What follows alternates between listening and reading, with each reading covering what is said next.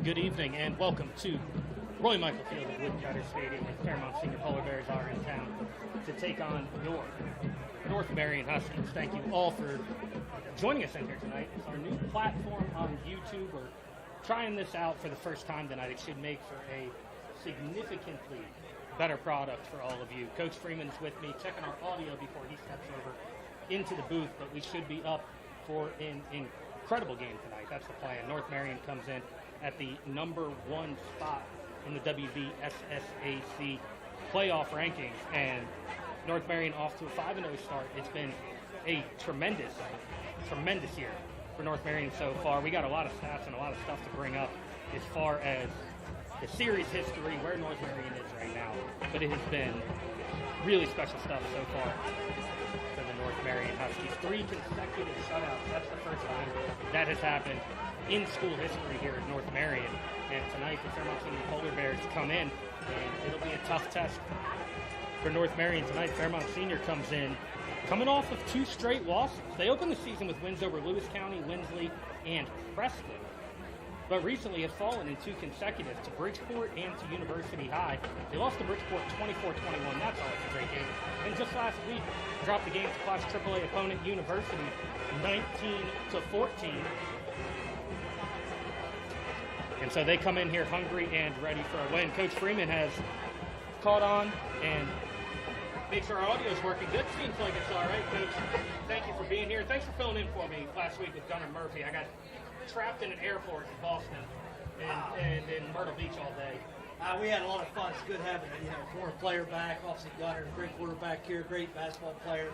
Having him in the booth was an awesome night. He did a great job. You guys did a great job. I was able to catch the second half from the layover in Baltimore. We appreciate it. It was a fun game. They come out last week against Lincoln and got off to a good start, and then kind of made it easy for Gunnar. Now the boys made it easy for us to do the game whenever they take care of business early. So we'll see how things go tonight. But once again, packed house here tonight at Roy Michael Woodcutter Stadium. We do have a great crowd tonight, and that's what that's something that is special about this Marion County rivalry. You've been around here forever. What does this mean to the boys and Rachel, to the team, and to the community? Well, it's whenever we play, I've always felt this growing up. It's always been, when you have our place, you have Miami Black Diamond, you have Manton Gators, that's your fall corner programs. Then you kind of got the people in Fairmont. We have the East Fairmont Rockets, and you have some of their fall corner programs. And we've never really played each other, but then you battled out in junior high, which you don't have that anymore, so now it's the pups. So you kind of you see each other. For me, what it always was, when you walked around town and you walked to the mall and you did that stuff, you had your North Marion stuff on, and you wanted to say, we're the best, So that's kind of, what it meant for us, whenever I played. I think these guys kind of had the same feeling. The rivalry is obviously still the same. It's been a tough road course lately, and we haven't been able to beat them. But it's not just us. The entire state hasn't been able to beat them in the last 3, 4, 5 years. So it's not like it's just it's something on North Marion High School or anything like that. So they've had a heck of a run of players and athletes and things like that. I think we're ready for the match tonight, and I'm excited to see this rivalry be continued in the latest that it's ever been. I think it's kind of cool that it's being played so late, because now you kind of got an undefeated North Marion team. West Side team is very good, but has a couple of losses to some AAA teams. We know they're very good. Before we played them the first game of the year, and it was kind of good then too, because that kind of got you excited to open up with them and play. That opening game or the second game of the year early. It's got to get that rivalry, got to get everybody going. But I'm excited to see how things turn out. It's going to be great. Yeah, and as the captains are headed out on the field now, taking a look at who we have out there as the captains for the side. Starting for North Marion, Harley Sickles wearing number 69. We got Landon Boone out there at 56. Tyler Curry wearing 50. Cody Clevenger and 24. For Fairmont Senior, your captains tonight, number 2, Michael Cruzell, 14, Gavin Michael, 26, Jermaine Lewis, 51, Noah Clifton injured, and out there as a captain tonight. Taking a look at the series history between these two schools. Fairmont Senior leads the all-time regular season series 26-17. That's what Fairmont Senior has the advantage at East-West Stadium, which North Marion called home for a few years back then. Fairmont Senior leads the all-time series 14-11. Here in Rachel, it's 12-6 in favor of Fairmont Senior in the all-time series. The last time North Marion was able to pick up a win over Fairmont Senior was back in 2003, 27-21 in overtime against the Westside Polar Bears. It was the second consecutive overtime win for North Marion over Fairmont Senior. Fairmont Senior has been one loss, and they will receive the opening kickoff about 4 minutes away. Interesting enough, because the first ever game that North Marion High School ever played was against Fairmont Senior. First tournament that was in, I think that's what kind of ignited that. You know what I mean? Obviously, playing out in the state championship, doing that. So it's been definitely a rivalry game that's started back in '79 to today, and I don't know. It's so close, you know, and kids, like I said, see each other. Now it's before you would see each other and all and stuff like that. That's what I talked about. But now kids are on social media. And I'm sure there was some talking on social media sites this week. And I know Coach is trying to get them off that because they probably can't help being on there a little bit. But these guys are excited to play each other. I hope we have a good, clean game today. And hopefully the guys show a lot of sportsmanship and really get after one another. Following high school, he received an education degree from Fairmont State. So checking our audio here a little bit, it does seem like we got a lot of crowd noise coming over. So I'll do my best to talk into the mic just a little bit better so that y'all can hear me. We're working out some kinks here. Yeah, working out some kinks with the new mic system, with the new cameras, everything. I know the camera looks good, but bear with us on the audio. We're doing the best we can as we got this put together. Brought to you by Marion Homes. Shout out to Marion Homes, helping sponsor all of our live stream broadcasts tonight.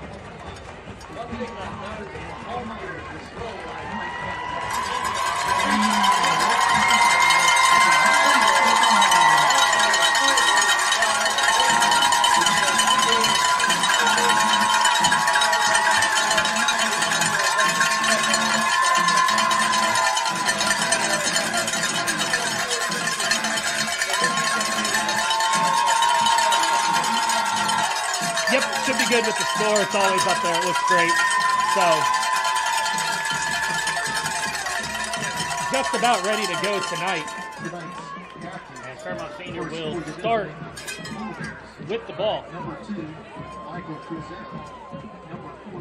Looks like, let's see who we got back to receive. Number 15. Damani Johnson is back there to receive for the Polar Bears. We've also got number 3, Trey Longwell, back to receive.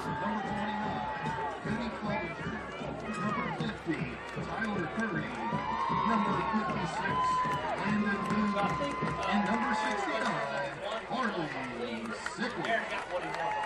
Coach, I'm sure he wanted defense going forward. This is the matchup, I believe. West Fairmont offense versus North Marion defense. There's 3 consecutive shutouts. This is where it's going to be. There's going to be maybe, I believe. Yeah, North Marion's defense has been excellent. You know, Coach Harbert, a Lincoln guy, graduate. He was happy about last week. Yeah, his defense, I know he is he's one of those guys. I think last week he had to get the guys steaks if they had 3 consecutive shutouts. So it's going to get expensive. I don't know what's on the table tonight if they hold it out, but I'm sure it was a nice meal. All right, Brock Martin ready to kick off. He's going to send this one deep. Longwell is going to field it. Trey picks it up about the 5-yard line, looking to get something going. Reverses field.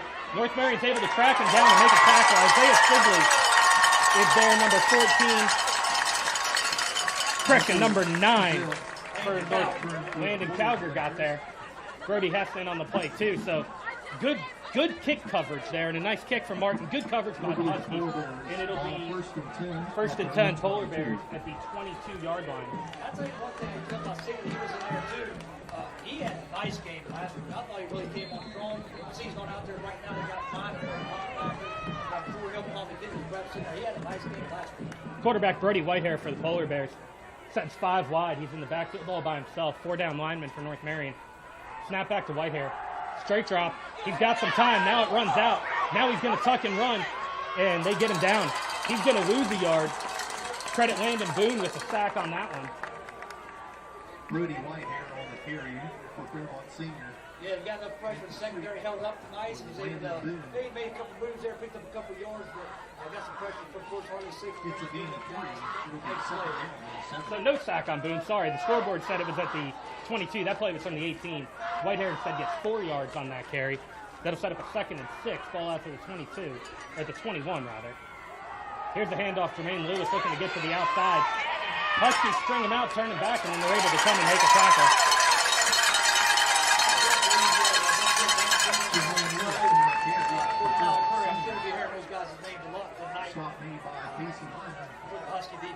Jermaine Lewis is going to be, he's going to be someone that's key to stop. He's only played in 2 games, and he's got 140 yards rushing, or 130 yards rushing with the touchdown on the season. Very good player, Jermaine Lewis is going to have to bottle him up. But right now we got a 3rd and 3, ball at the 24-yard line. 5 wide for Whitehair. Huskies match up on defense. Here's snap. Whitehair looking to pass. Trucker coming late. McKee gives chase. Throws one across his body. It's nearly picked off. Nearly picked off. Got a shot at it. It was 21, Aaron Hoffman. And that's incomplete, and a 3 and out to start.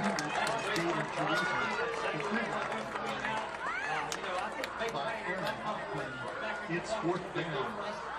All 3 downs, he had to move around from 1st and 30 and lose on the clock. Wasn't able to really get his piece of make this match. So good defense there by the Huskies, forcing a 3 and out. Appreciate all of you joining us here on YouTube. Marion Holmes helping make this possible. Punt is back, and it's a great one. Wow. All right, Parker Kinsel camps under it. He's going to field it at the 32. Parker looking to get a block. Nothing there. Good job, Parker, holding on to the ball. You saw the Polar Bears ripping at it. Parker Kinsel on the punt return. So the Huskies will start in pretty good field position. It'll be 1st and 10 for the Huskies. 1st and 10, North Marion ball is going to be at the 37-yard line. Casey Miner out there, Gavin Lemley will be in the backfield with him. We've got Fry, Kinsel out wide, Lane Blake in there. It's like Isaiah Sigley lining up in a slot position. Haven't seen that much. Well, last game they used him very good. Okay. Because the sickness is down a lot. Here's the snap to Miner. High snap. It's over his head. He's giving chase. Polar Bears giving chase too. Miner's able to get back on it. Not the way to start if you're on offense if you're the Huskies. They have a lot of dribbling coming out there to start the game. Definitely a game of this magnitude. Unfortunately, got a little bit high on Miner. Hopefully, he can adjust. Maybe get a little bit back here and give him a chance for the first down. 17-yard loss on the play. That'll bring up a 2nd down and 27. Ball's at the 20. They got to get to the 47 for a 1st down. Probably keep the same play on as you ran before. Just get a better snap here. All right, good snap to Miner. Handoff Lemley right at the middle. Nothing doing. He's hit immediately. Making the tackle, that's 62. That's going to be Braylon Michael for Fairmont Senior. Michael, a 5'10" senior. He's able to get in there for that play. After he got to hopefully get a little better push up front. For sure. I don't know what offense Shadow has in his offensive play, but I think this long he don't have a whole lot. Nah, he don't have much. Wonder if you just run a draw in this situation. Nah, Miner's going to look to pass. Out route. He's got Fry. What a catch. Miner's pass is complete for Landon Fry. So it's going to be a pickup from the 19 up to the 29. So gain of 10 for Fry, but that's going to bring on the punting unit. Fry himself, the punter. Yeah, unfortunately, he had miscues definitely against this Fairmont senior team. Hopefully defense come out and stand strong again and give offense another chance. I look for this to be a battle all night long. I look for a low scoring game. I don't know what the over-under is, but most defenses are pretty stout. Look for it to be a pretty low scoring game. High punt by Fry. It's fielded on the hop at the 37 by Howard. And he's tackled down quickly. Going to lose 2 yards. Late flag. Let's see who it's on.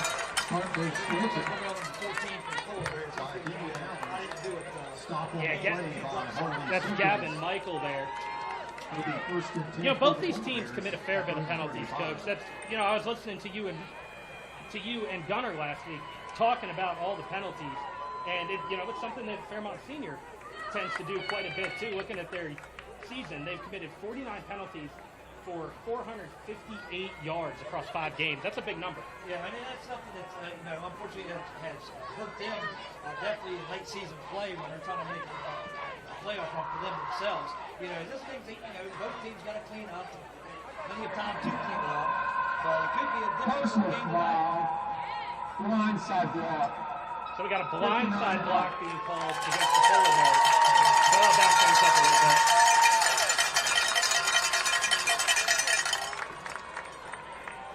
Last week when Governor was doing it in that Lincoln game, both teams just kept shooting themselves in the foot and couldn't get anything going. And it's almost, bad snap on that one. Now you get a bad block on a penalty here.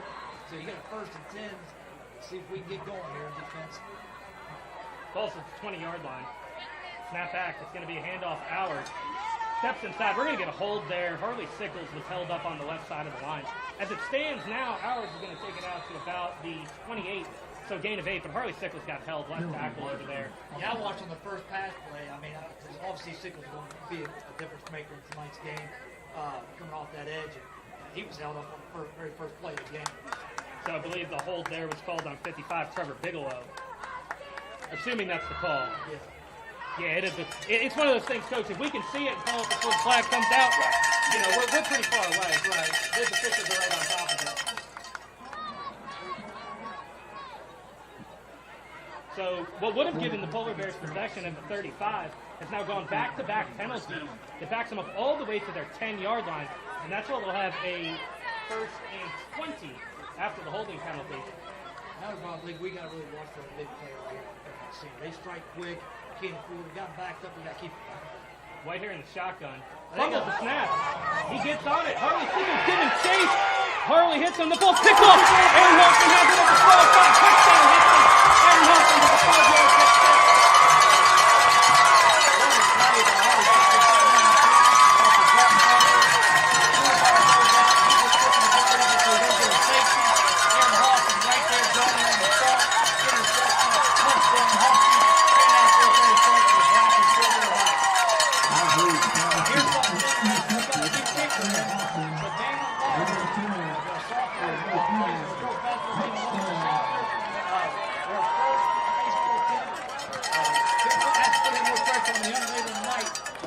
Pretty smooth, so we'll see what happens.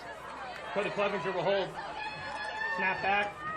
Down. Kick is up. It's good. He's got it. Savannah Wells knocks on the PAT.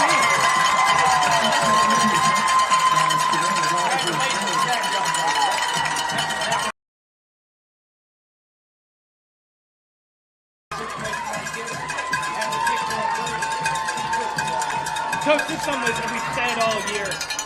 You get one play, first play of the series, Harley Sickles held coming around the edge.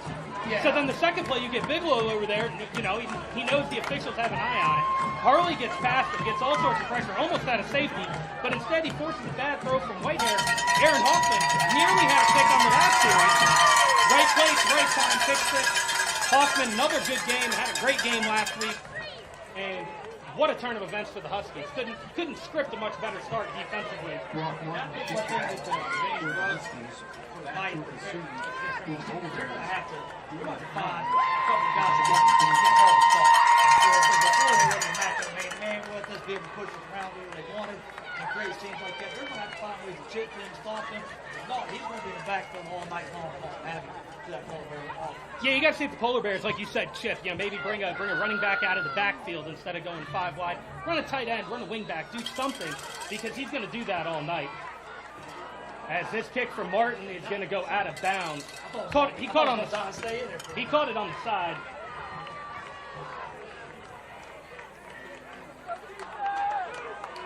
Someone's got to go out and get the tee. It's always funny being able to hear Coach Ezra right next to us. All right, Polar Bears will start this possession in good field position. Their best field position of the night. I think we were talking about the audio. sounds like we're far away on the sense that Mike, the new camera system we got set up has a lot of feedback from outside of where we're talking, so it's picking up something that makes us sound kind of far away. Yeah, we'll try and talk as into the mic as we can, but again, working out these audio issues. The camera should be great for you guys. So Fairmont Senior will start this one on the 35. All right, now we're going to continue. Great. We talked to Gunnar and I talked about momentum shifts last week, how big those plays are, how it changes momentum. You got to keep it going right now, especially early in the game. It's important for us, I believe, to get a good start, get confidence, to get going against this Fairmont Senior team, which we haven't had. We've had success. We almost beat them last year, right there knocking on the door. But I think that's going to be key to kind of play with the lead as much as we can. All right, first to Ted Fairmont Senior, white hair, pistol, handoff. Jermaine Lewis right up the middle, tries to bounce it outside. He's got a seam. Brock Martin giving chase, strings him out, but Lewis gets to the sideline, and he's got a nice run, going to be real close to a first down. Jermaine Lewis on the carry. They got up inside. Didn't see anything. A great drop bounce to the outside. Brock Martin, if you had him contained and then slowed him down. It's a gain of 9. So he didn't break loose on a long one. So he gets 9 yards on the carry. That'll bring up second down and 1. Ball's at the 44-yard line. Late sub running off the field for Fairmont Senior. They're going to have 3 wide, single back. White hair in the shotgun.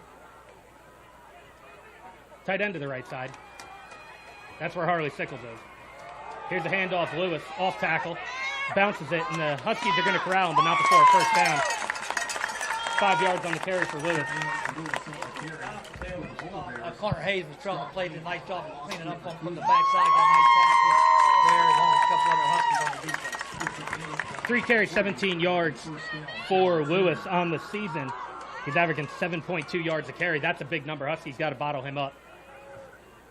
Might see a good dose of Lewis and hours here. This drive just maybe calm the quarterback down a little bit. White hair in the shotgun. Take snap. Handoff. That's Hours, number 5. He gets hit, spins out of it, and is able to pick up a nice little gain.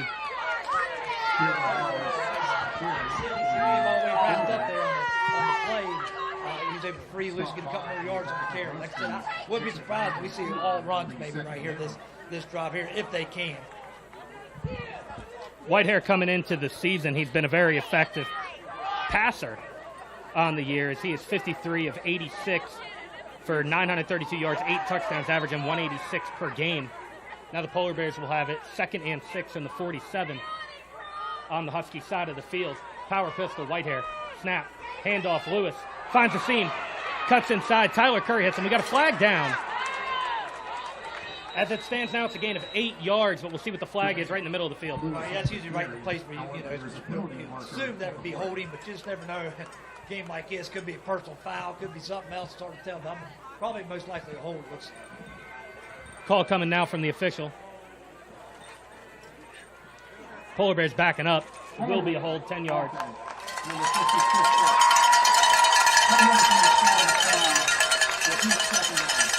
So we're going to repeat 2nd down. That wipes out a pretty good run for Lewis. And it'll bring up now a 2nd down and 12 ball back at the 48. And Cokes, when you're playing Fairmont Senior, as we see, getting them behind the sticks is a big. That's an advantage for the Huskies, should they be able to do it. Oh yeah, if you can get behind the sticks definitely early, and right now they're killing themselves with penalties. Here's Whitehair. He's going to keep it himself over the right side. Clevenger turns him back inside. Sickles hits him. Ball's on the ground. It's a fumble. We'll see who's got it. Lack of celebration makes me feel like the Polar Bears jump back on. Oh. Okay, good call, Coach. All right, it's going to be, they go from the 48 up to the opposite 46, so it's going to be a gain of 6 yards for Hours. So it'll bring up 3rd down and about 5. We've done a great job getting pressure, passing downs. Look for us to bring it again this time. But, as good as they've been running, wouldn't surprise me to get right here to Lewis and then make it 4th and short and have a chance for a first down. 3rd and 5 from the 46. Whitehair drops. Looking to pass. Pressure comes, throws it. He's got Choriza, bounces off his face mask, incomplete. Wide open, had to bring it in, catch it, unfortunately for the young man. He lost the ball, try to make it go before he caught it. Threw him right up there. That's a break for the Huskies. Unfortunately for the Polar Bears. Brock Martin on the coverage on that one, and yeah, ball, good throw by Whitehair, would have been a first down. Ball falls incomplete. That'll bring on Nate Flower to punt. This guy can kick the ball, Coach. I was watching him hit 50s in pregame warm-ups, and he can punt the ball. So playing a field position game here. Parker Kinsel back to receive.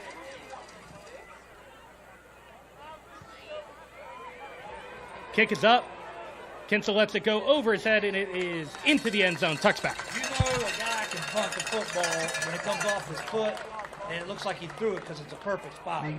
That's a pretty good punt. So that kid's got a nice leg, and I know Coach Hayes, that's one thing he was concerned about was the X factor. He says the kicker, because they get, within, about the 30-yard line, they can line it up, kick the field goal, and he said he's concerned about that throughout the game. Yeah, good special teams. It's 1/3 of the game, and having a kicker that effective is a big deal. So North Marion will start 1st and 10 from the 20. It'll be Casey Miner at quarterback. He's got 3 wide.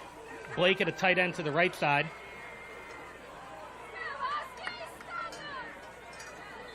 I believe that's Hoffman in the backfield along with him. Miner sends a man in motion. That's Kinsel. Kinsel goes back. Snap.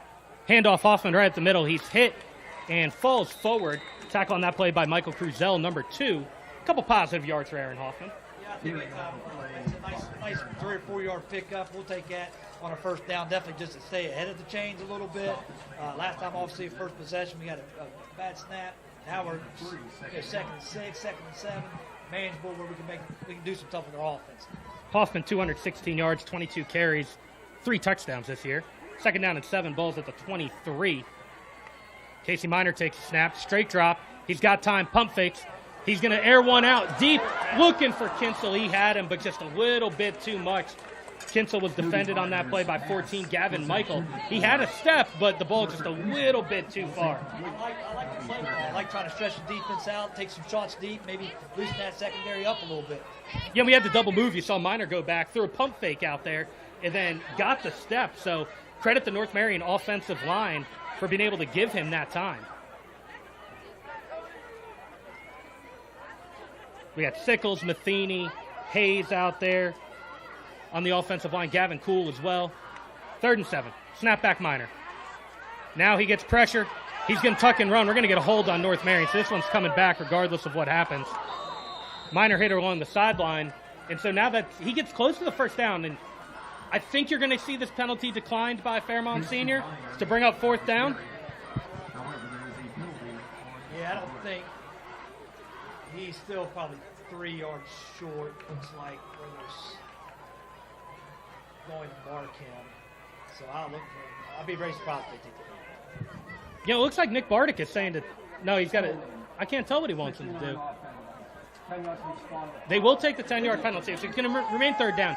And, Coach, you mentioned before, Fairmont Senior's got Flower. You got a guy that can kick it. Those 10 yards, even if you give the Huskies another play, kind of a field position game, those could be important. Yeah, I can see why he would take it. Definitely get backed up in there. Anything happens, get fumbled, bad throw, you put him in a passing situation. Maybe I'll look for a safe call here by Coach Young. Yeah, I think so too, because that holding occurred behind the line of scrimmage. So now the ball's at the 9-yard line. You got forever to go. You got to get up to the 30. So 3rd and 21 here. Snap to Miner. He's got it. He's going to keep it himself around the left side. Steps out of a tackle, looks to turn it up. Not much doing there. He's going to get picked up and flipped over. Wrestling move on that tackle. Wow. Big hit Howard, I believe. Made a suplex tackle there on Miner. I guess that's legal. There's no flag, so I guess that's good. First time I've seen look like a wrestling move and slam down in the football game. Hey, we'll play on. I like it. Yeah, he picked him all the way up.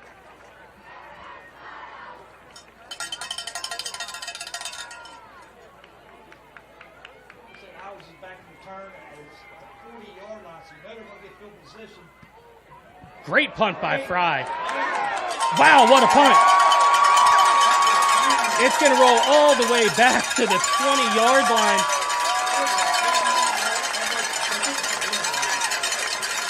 Incredible punt by Fry.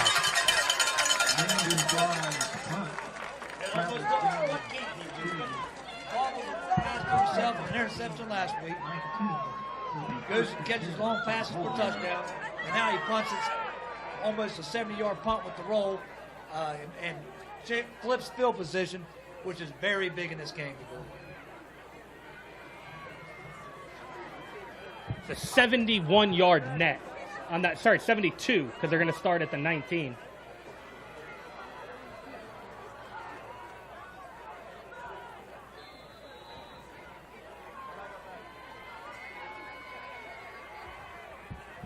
All right, Whitehair in the shotgun. Takes a snap. Give Lewis around the right side. He gets turned back in, and he's hit, and he's going to get bottled up.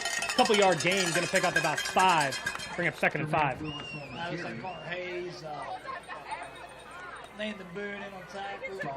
Kids were coming down from the safety position. Keep them balled up. That's good. We can't allow them to get loose and cut that thing to the outside. He did a great job turning back up inside on the line and pick up 4 yards of carry. So, yeah, 4 yards on that one. 2nd and 6. Ball is at the 23-yard line. Trips left, single wide receiver right. Whitehair, snap, handoff, Hours, cuts it up through the middle, and he's going to pick up some yards. Huskies looking to turn him back. Aaron Hoffman has a hand on him, stepping through all sorts of tackles. He's going to get way out there, right about midfield, looking at a gain of 27 yards for Dylan Hours. Yeah, Hours made a nice cutback against the grain, and a couple missed tackles there. Luckily, we was able to get him corralled and slowed down and get him gang tackle him up about the 50-yard line. It's a gain of 17 and it'll be first down, Fairmont Senior.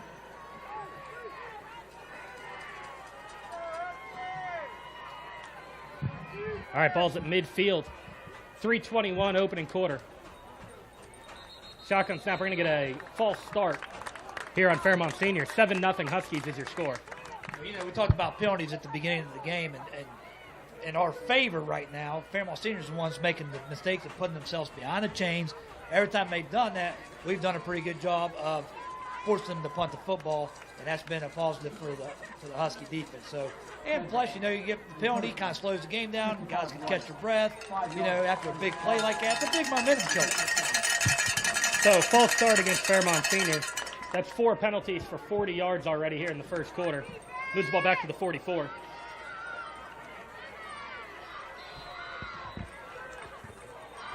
Four wide, Lewis in the backfield.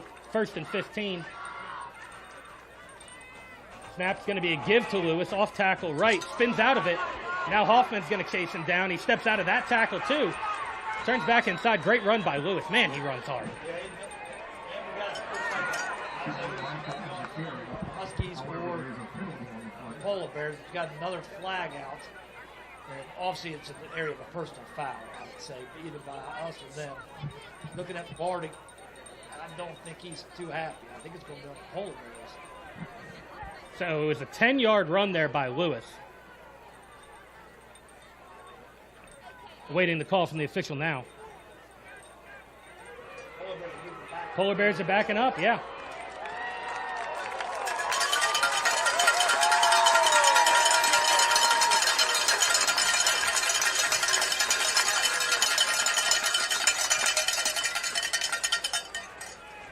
I wonder if they changed it to 2nd down because that penalty was after the play, I would assume.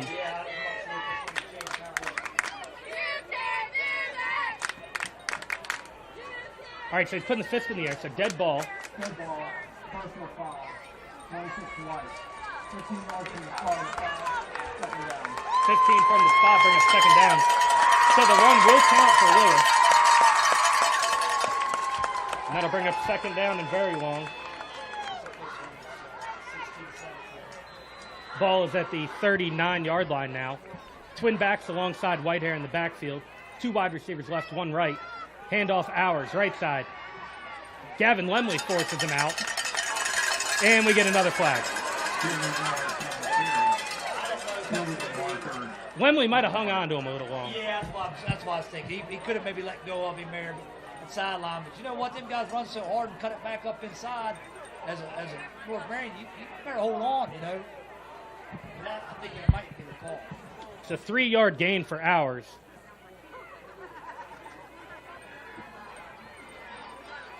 Dead ball, personal foul, 28 flat. And it'll go against 14 Lemley. yards from the start. I mean, he let go of it. Ours didn't even fall down on the side. I mean, Repeat second. but you got to clean it up. You got to clean it up both ways. That's what you got to do as official. Got to get it called early.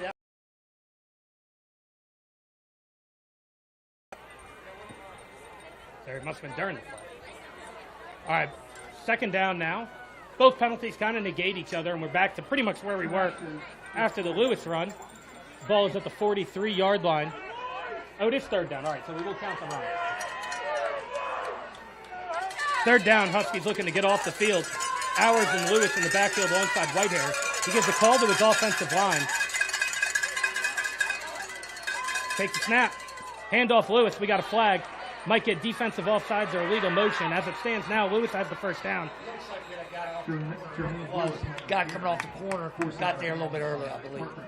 I see Coach Hayes pointing the Polar Bears way. Maybe he saw something. Officials discussing it.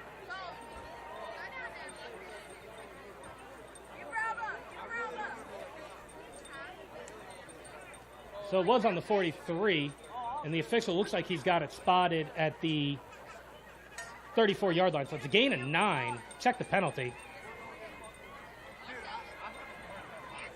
Illegal motion against the Polar Bears, so that'll wipe out the first down.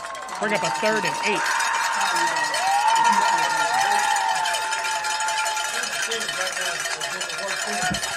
Six penalties for 60 yards against the Polar Bears. That brings up a 3rd and 8.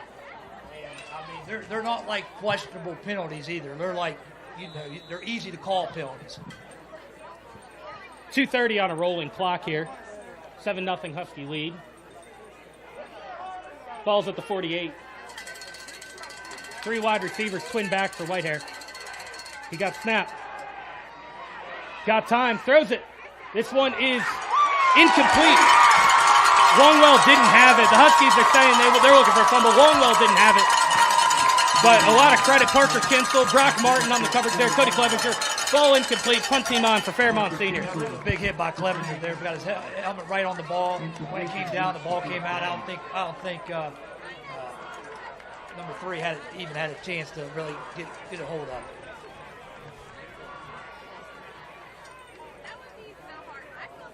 That's Trey Long. Can't think of his name. So that's 2 dropped first downs for the Polar Bears. Now the punt team back on. That's Flower. Kinsel back to receive. You got to imagine he's told, put your feet at the 10-yard line and don't do anything but move forward. He calls for a fair catch and he makes it at the 11. So good job by Parker, and that's where the Polar Bears will punt to and where the Huskies will start. Yeah, because I think if you let that ball bounce right there, you don't know. You take a good chance of maybe pinning it deep right there in the situation. So North Marion not really got much going on offense so far. It's still negative yards on the game as they are the 17-yard fumble has them at a position right now where they've only got negative 4 yards of offense so far. No first downs. Really not much positive momentum on the offense. Well, I'd like to see us maybe get, kind of stick it up inside a little bit. A couple times when we went straight forward, pick up 3 or 4 yards. We're not playing some of the teams we've played in the past, nothing against them, but we're not going to chunk, I don't think, get big plays. We might have to just chip at them a little bit at a time. Fairmont Senior allowing 342 yards per game. North Marion averaging 328. This is a handoff up the middle, nothing. I'm trying to see if they can get some stuff. Get a little bit of yardage on the first down. Unfortunately, we weren't able to get anything. Man, there was a lot of congestion there in the middle, so obviously we're trying to see if we can get something going to the outside. Hoffman in, Lemley out. No gain on the play. No gain on the play. Second down. 2nd and 10 now. Blake out in the slot. Fry out wide. Empty backfield for Minor. See if they can get single coverage and get somebody over the top. Snap to Casey. Pressure comes. Runs away from it. Lobs one right down the middle. Incomplete. Looking for Hoffman. No contact now. I think I don't know if it's catching. Colby Hamilton on the coverage there. Yeah, that coverage was fine. Minor kind of hopped up and put a lot of air under it. Hoffman wasn't impeded at all on that. Ball just a little bit tall for him. That'll bring up 3rd down and 10. Ball at the 11. 1:25 on the stopped clock. Really nice to get a first down here and kind of get a little bit of let the defense go off the field for a little couple of possessions, at least get your breath, see if we can't get a couple first downs here. So 3rd and 10. Ball at the 11. Snap to Minor. Drops back. Throws an out route. He's got Fry. Fry trying to get out of a Longwell tackle. He's fighting, but nice tackle by Longwell. Nah, it looks like he's going to be a few yards short. Ball was at the 11. They're going to mark it at the 18, so 7 yards on the reception. That'll be a gain of 6. Tackle made on the play by Trey Longwell. It'll be Score 4th 7-0. down. Huskies under a minute to go in the opening quarter. North Marion still yet to get a first down. Yeah, offense right now is struggling, but like I said, we knew obviously at the beginning of the year the defense was our strength, and that's what we got to lean on, I think, right now until we get some things figured out. Fry gets another good punt away. This one's going to bounce at the 46 and take another Husky roll. And Sickles is going to down it at the 48. It's going to be good field position for the Polar Bears here.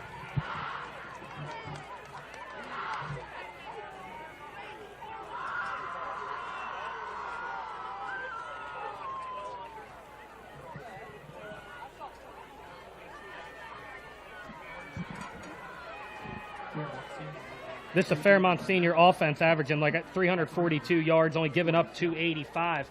And a North Marion defense that's been stout all year, giving up 116 yards per game through 5 games. But a different style of offense, different quality of talent that we got for the Polar Bears tonight.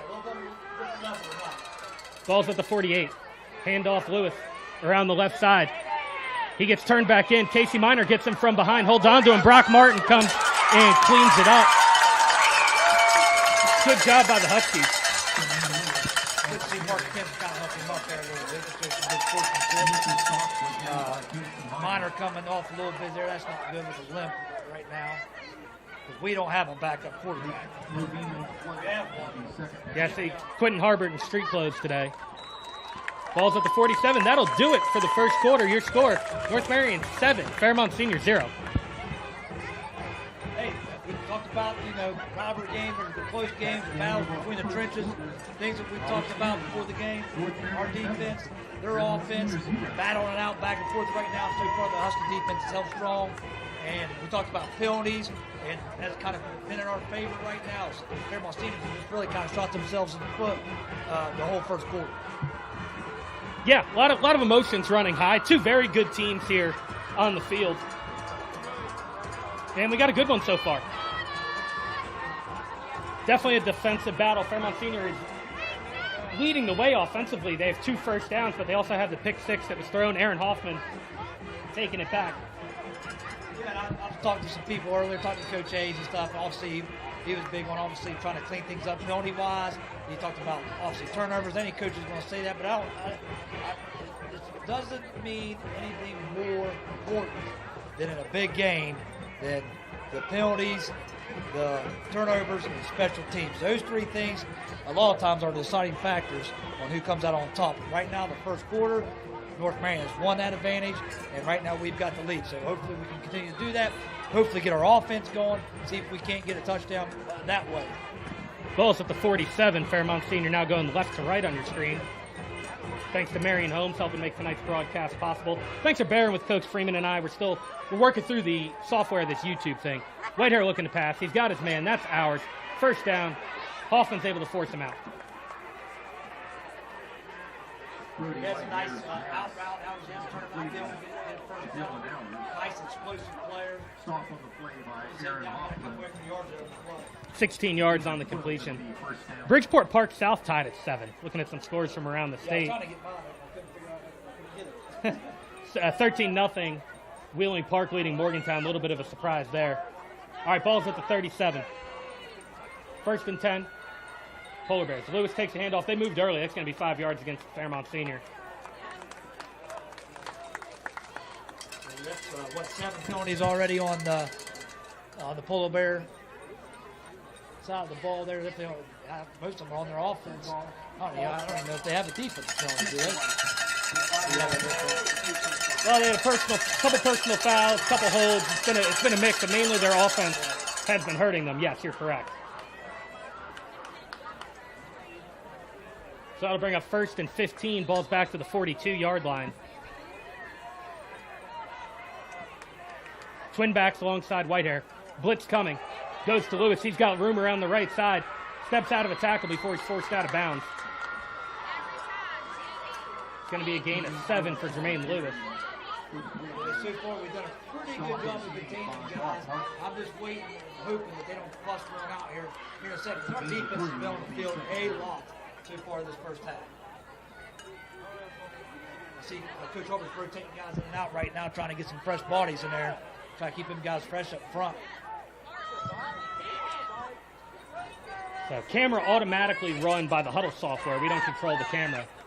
Doing our best with the audio now. Ball's at the 34. Snap back to Whitehair. Looking to pass. Getting pressure by Sickles. Now he steps up the middle. Isaiah Sigley hits him, but not before he rumbles forward. Oh, ball's on the ground. We'll see what they call. They're calling him down by contact. I think it was Sigley yanking that ball as hard as he could. He just couldn't get it out the top. So 4-yard gain by Whitehair. Now that brings up 3rd and 3. Ball's at the 30. It's going to be Hours taking a direct snap on this one as Whitehair splits out wide. You got two good athletes, him and Lewis in the backfield. You know, you got to have your head on a swivel and really be focused and stay in your lanes here and don't give up anything. Hours calling signals. Play clock's under 10. Snap, and they moved early. Jermaine Lewis was moving at the snap, looking to get a block. I just want to Lewis on the last couple of games, he's just a little rusty, trying to get back and slow things a little bit for the Polar Bear offense. Sometimes it was just repetition things that you get as you play through the season. And, you know, you're looking to get a good jump on that. It's coming out of that, you know, shotgun direct snap. You want to get a good lead block, so you're trying to get ahead of steam out there, but just moving a little bit early. And that takes it from a 3rd and 3 to a 3rd and 8. Two very different play calls that you make from that situation. All right, 4 wide receivers, single back, Whitehair. High snap, bobbles it. Now he's got some time, throws it out there. It's going to be caught by Hours for a first down. Hoffman takes him down, maybe a little bit late. Whitehair's pass is completed to Dylan Hours. Completion of 11 yards. Just going to say, I thought we've done a pretty good job all night of really making Fairmont Senior one-dimensional in the first half. They've really been just able to run the ball. That's the first kind of completion they got downfield for a first down on us, I think, all night. Yeah, 2 drops earlier on 3rd down pass attempts. Brings the ball to the 24-yard line, 1st and 10. Snap, Whitehair fumbles it. He gets it back. Now he's under pressure. Throws this one up, it's picked off. Aaron McKee's got it. Husky ball.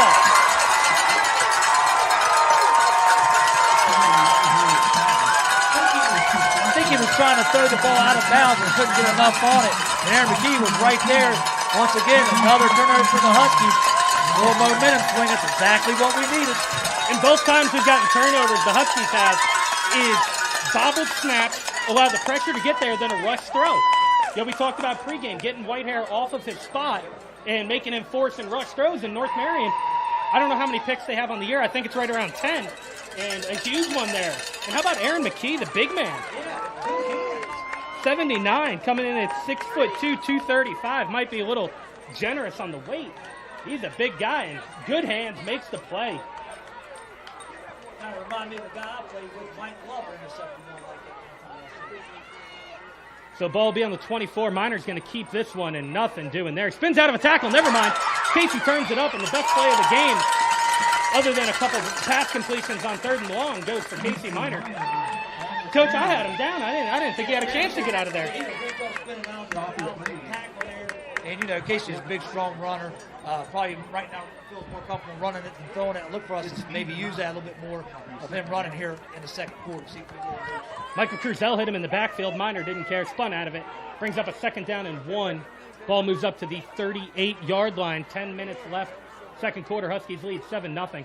Snap, handoff Lemley, and he's going to get a first down. Huskies move the chains for the first time tonight. As Gavin's going to pick up 3 yards, and the Huskies get a new set of downs. It's amazing how just one play can really change the momentum of the game. Nice interception. Minor makes a nice spin, picks up 8 or 9 yards, and now Lemley picks up with the first down. 1st and 10 now for the Huskies. Ball at the 41-yard line. Best offensive drive today.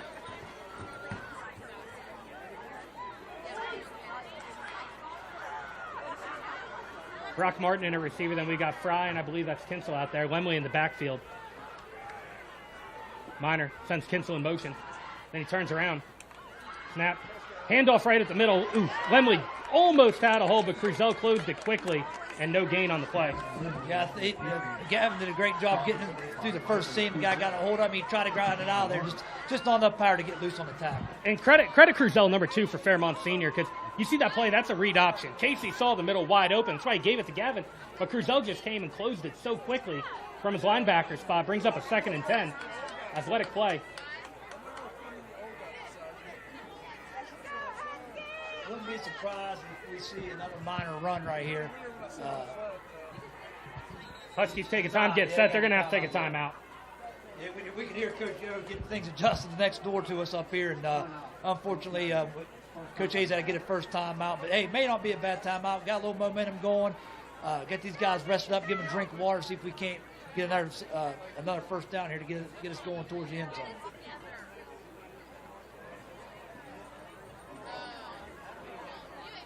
I like to see us a little bit more of maybe some design runs to Casey. Kind of like last year, we had the design run in the Brody Hall and was able to get seemed like a money play last year for us a little bit. Haven't seen that play as much this year, but I know that Casey can definitely turn up field. He's a nice, strong runner, but maybe something where we get a couple more blockers, and he can go through there and run the ball and give us another guy upfield to block and give us maybe a chance to kind of give us, pick up 3 or 4 yards and make manageable third downs. Right now we've been kind of third and long every time instead of third and short. 1 third and short we did have, we were able to convert that into a first down.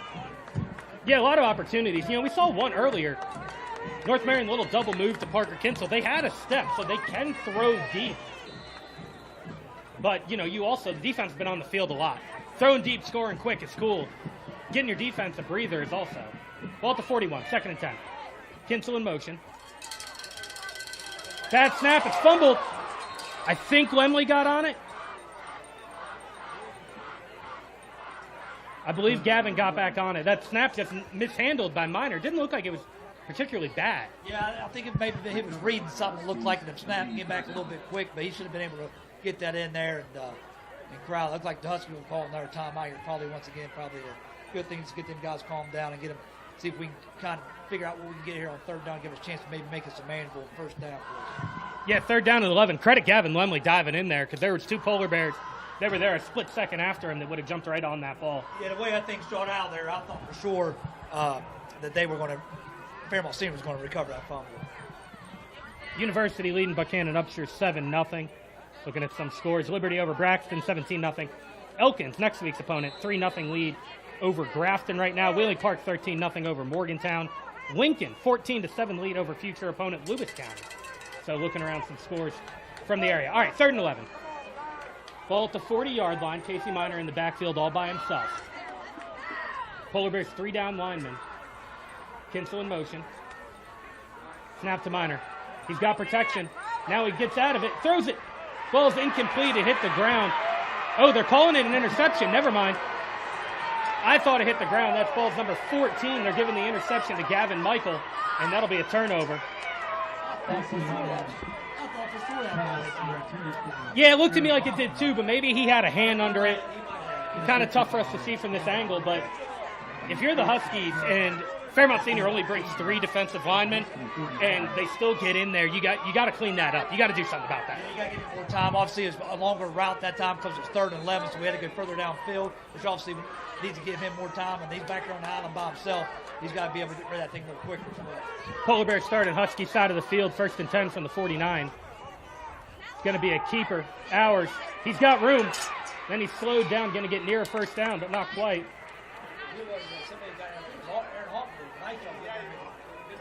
So that's a 9-yard gain for Hours, brings up a 2nd and 1. Huskies leading 7-0. 7:40 in the opening quarter. Hours still out there in the direct snap position. Whitehair split left. 4 wide receivers. Jermaine Lewis in the backfield. 2nd and 1, ball at the 40. Snap. Hours looking to keep it, find some space. Flag on the play. Parker Kinsel helps bring him down with Tyler Curry, but this one might come back. Flag right in the middle of the play. wonder when the Polar Bear skilled guys just, they're busting their butt, they're running hard, they're taking hits, and they're grinding out extra yards, and then they look back and it's come back, bring it back. Bring it back. When did they get tired of that same action? I think somebody, obviously in that huddle guy, say, listen, guys, let's clean it up, man. I'm tired of busting my tail here, and then we're turning around and head back the wrong direction. Yeah, that's always the case with penalties, right? Same, in that situation. And give some credit to the North Marion defensive linemen. They're putting the pressure on them to make them have those holds by getting some penetration. So credit to them. Now it comes up second down and looks like about 8. Ball is at the 46-yard line. He's going to give a handoff to Lewis. He's got room around the left side. Trying to pick his spot. He's going to get a first down before he's hit out of bounds. He was coming full head of steam. He got the ball right in motion. They were able to get the corner. He was able to pick up the first down. 17 yards on the carry. Up to the 34. Sorry, 12 yards. 12 yards.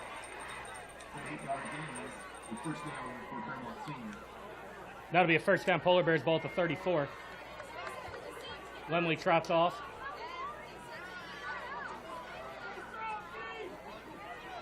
Whitehair at QB. He's 2 of 7 with 2 interceptions today. 27 yards passing. Takes a snap. Play action. Pressure comes. He steps out of it for a second and then not any longer. Throws it away. Well, he was out of the pocket past the line of scrimmage. Harley Sickles with the hit there. And Whitehair just barely gets rid of it to avoid the sack. I think that's what he was trying to do last time, and last time he didn't get enough on it, obviously, and we were able to get the interception. That was a nice job by Harley Sickles, chasing him down, getting him down, making him throw it out of bounds. Yeah, I believe Landon Boone was in on that one as well, helping get some pressure. Interesting to see them after the success they've had running, try and throw the ball on 1st and 10. Yeah, I don't know why they were trying to do it away. Maybe trying to catch them off guard. 6:55 second quarter. Ball's at the 34, 2nd and 10. Snap to Whitehair. Play action again. Screen pass coming. Gets it to Ours. And there's going to be another hold. I believe Boone got held there on the side. That's the correct call. And, Coach, that's a tough play. If you're a defensive lineman and all of a sudden you see no one trying to block you, you got to bail out. You got to get back on that screen because Ours had an easy, he gained 8 yards on the play. It is going to come back because of the hold. But a good play call by Coach Sampson, Coach Manella, and the Polar Bear staff. And unfortunately, the hold brought it back. Like I said, like you said, our front four is playing very, very strong right now up front for us and really causing problems to Polar Bear offense. Thanks to everyone watching tonight on YouTube. Marion Holmes helping present the game. Thanks to all of our Husky sponsors. 2nd and very long. Ball's now at the 45-yard line. They got to get up to the 24. 5 wide. Huskies bring 4. Pressure gets there late. Whitehair loads one up. He's got his man. Choriza caught first down. I think Brock Martin trying to get underneath of the coverage there. Thought he had the interception. I think just misread it a little bit. He was able to get him top. Hey, one thing we can't let happen. You can't let that get you down right now. We got to buckle down here inside the red zone, inside the 10-yard line. We got to find a way to get a stop right here. 37 yards on the completion, and that one hung up in the air just a little bit, just kind of misplayed back there by Hoffman in coverage with Martin. They had a beat on it. All right, ball's at the 9. Ours keeps it himself up the middle, gets stopped after a gain of about 3. Yeah, that was a great response right there by our defense because I know a few years in the past, a play like that, and the next play the team would go in and score on us. Our defense really stepped up right there, made a nice play. We need the same thing here, forced into a field goal, and there's a little damage done, but not total. All right, they got 3 more plays to get the stop, maybe 2 if they like the field goal, but it's 2nd down and goal. Ball at the 6-yard line. Play clock at 16. And I believe that's still Ours in there. It is. He takes the snap. Right up the middle. He gets hit behind the line. He's going to drop down. Landon Boone there.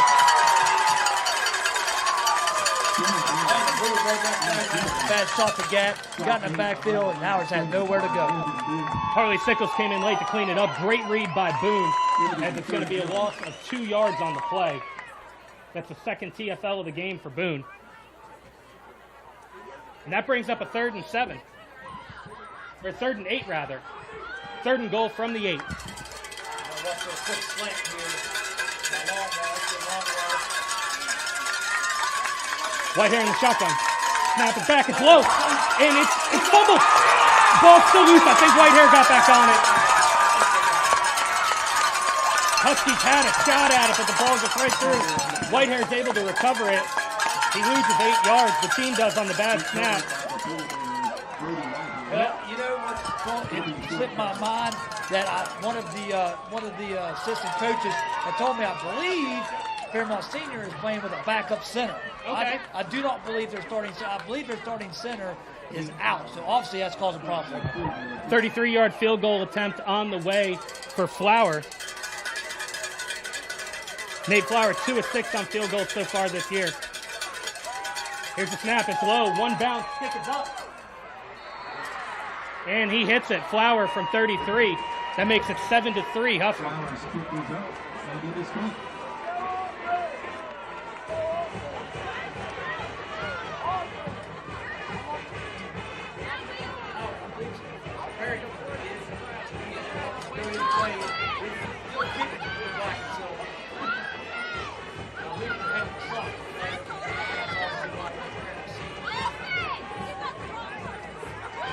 That makes it 7-3. Polar Bears starting to get a little offense going here. That big play to Chiriza was huge, getting him in the goal-to-go range. But, Coach, as you mentioned, the Husky defense tightening down. And, that's a sign of a good team, is that, they didn't bend, they didn't break like they would have maybe in some past year's teams. And this year's squad held together and forced the field goal. Yeah, that's a great job by our defense. Like I said in the past, that next play, when Howard's got the ball, he would have probably walked right into the end zone. We didn't hang our head. We just regrouped and got to stop. And, hey, we still got the lead. It's a marathon, not a sprint, in these games. So we got plenty of time. Let's see if we can drive together, go down, see if we can get some points. That's the first points allowed by the Huskies since Preston in week 2. Preston in week 2. It's been a long time. At least, 13 quarters of shutout football. So Flower, will see. I expect him to kick a touchback. And he boots this one, and it will be returned. Here's Hoffman from the 2. Gets strung out, and he's going to go out of bounds there at the 20-yard line. Aaron's pretty nice, quick run. I like seeing him turn that out a little quick. He's got to read. He's got to pick out a hole and kick return. You got to see that gap, and you guys got to try to explode through there. I think he spent a little bit too much time reading right there. Yeah, he tried to get to the outside. Maybe he had a cutback lane, but Huskies will start for the 21.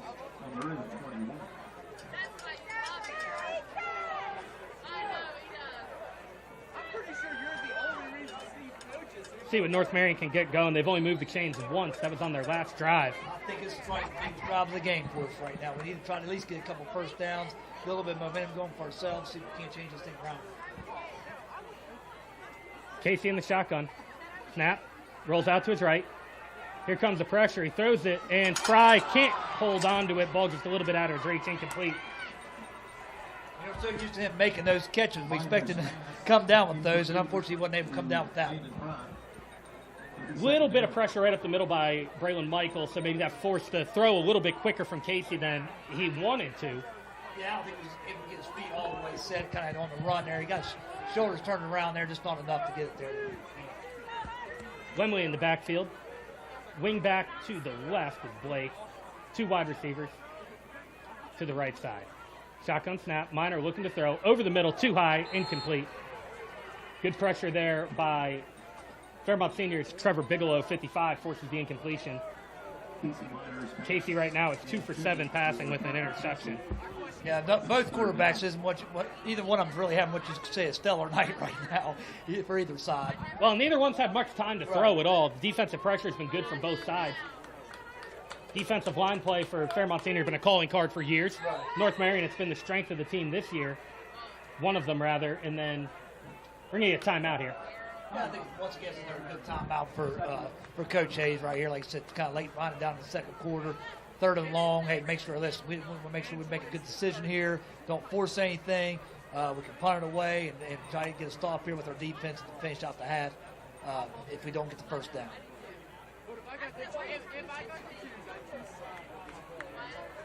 Do you have an Independence Bluefield score? by any chance? Yeah, we can look it up. I do believe, let me see, I believe my buddy Joe Bricado is at that game tonight. So we've got Independence 14, Bluefield 8. Independence just recorded a safety. So that was a 5 minute ago update. 14-8 Independence over Bluefield. In case you guys were wondering, that's obviously the big. This game, that game, may be two of the four of the top two teams in the state playing against each other. Kind of settle some questions maybe. If Bluefield's any good, how good's Independence? Same thing. The questions are asked about the Huskies and Polar Bears right now tonight. Yeah, in AA, that's definitely the game. In AAA, you've got Bridgeport, Parkersburg South is a big one. Morgantown, Wheeling Park. A lot of good games going on in AAA. All right, 3rd and 10. Ball at the 21. Huskies lead 7-3, but haven't done much on offense. Polar Bears show blitz. Now Ours backs it off. They're only going to rush 4. Dialing it up is Minor. Looking for Martin. Ball's over everyone's head. Brock kind of, tripped a little bit on that. Longwell on the coverage. Well, I'll say this. I think that they thought they were going to bring pressure. They dropped off and kind of he was wanting to get that double move again. Longwell did a nice job of reading that and was able to keep him in front and did a nice job. Late pressure by Landon Tasker for the Polar Bears. Kind of hung back and he blitzed late after the offense had already engaged with the defense. So Ours back to return the punt from Fry. Snap coming from the 21.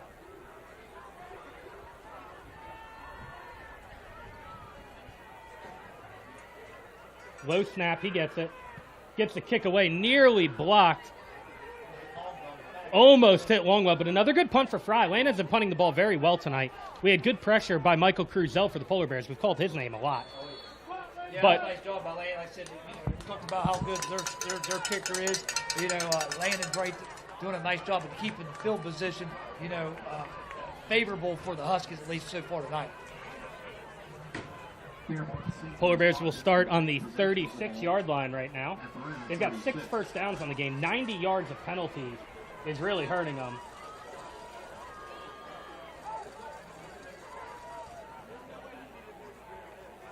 $167 yards of offense for the Polar Bears so far tonight.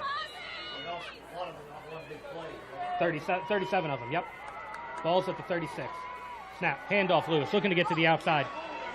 He's going all the way to the edge. Huskies string them all out, and then Clevenger forces them out. Lewis maybe had an opportunity to cut that up a little earlier, but the Huskies just kept pushing out. It ends up forcing them out of bounds after, looks like no gain. Yeah, Clevenger did a nice job. He's really able to contain that outside corner for He's always running the second down. ready to turn that thing back in. That's really been the key for North Marion Knight, not letting Lewis get to that corner and turning back up inside. 9 carries, 51 yards for Jermaine, brings up a 2nd and 10. And keeping the Polar Bears deep in the sticks, behind the sticks, is very important. All right, here's a snap to Whitehair. Looking to throw. Gets it to the outside. This one's complete to Ours.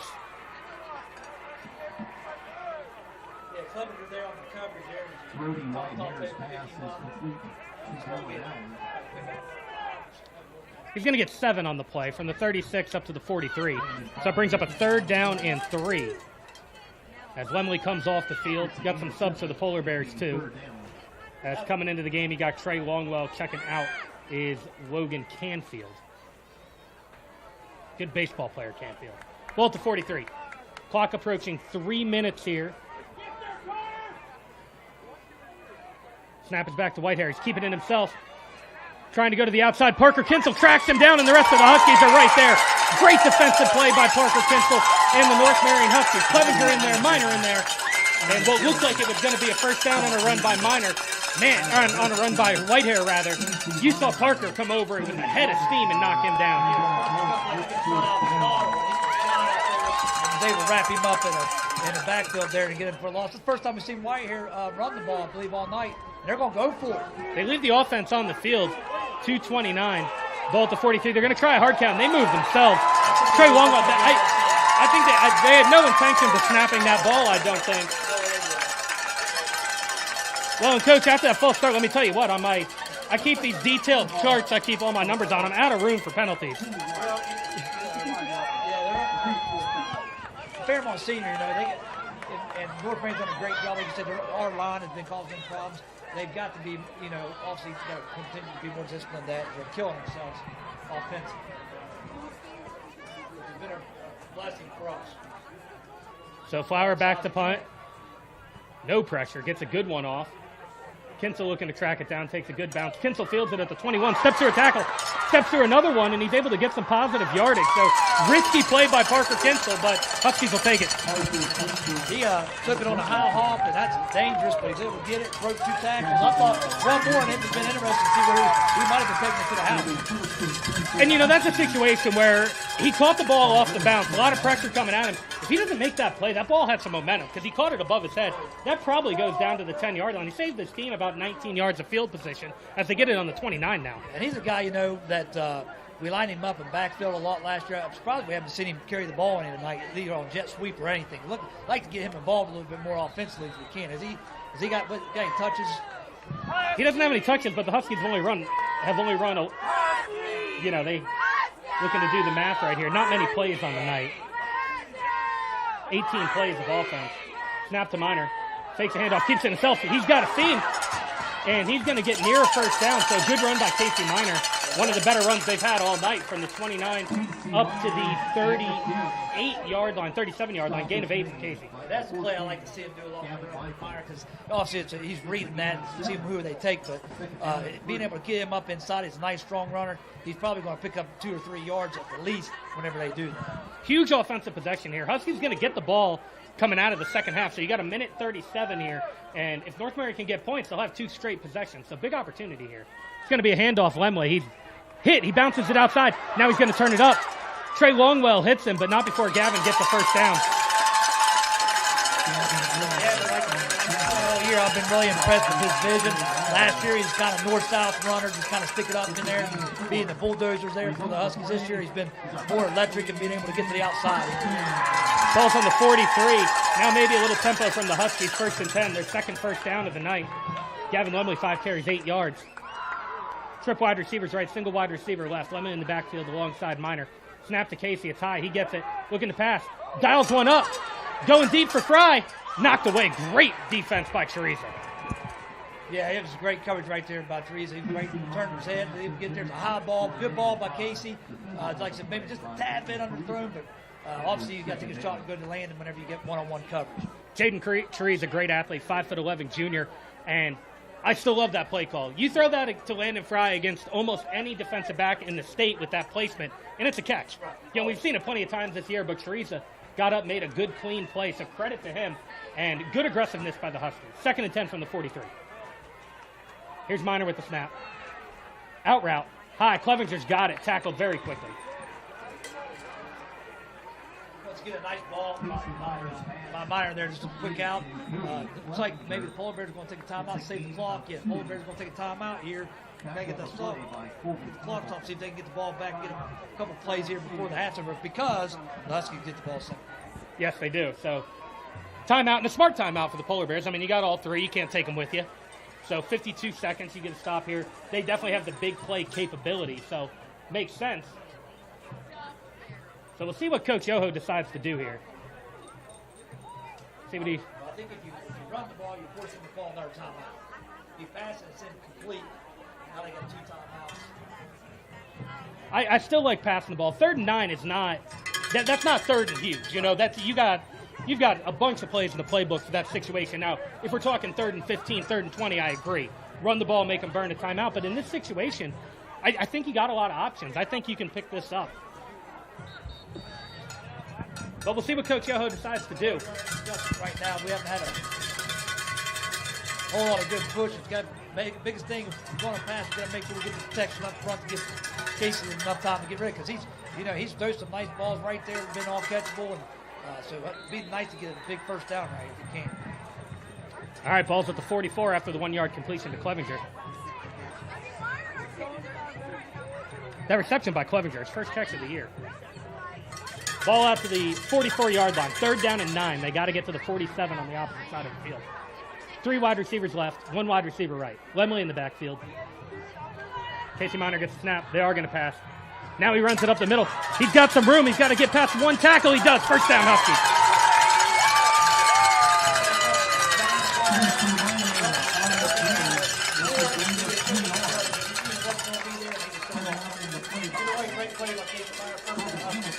10 yards on that play. That could prove huge.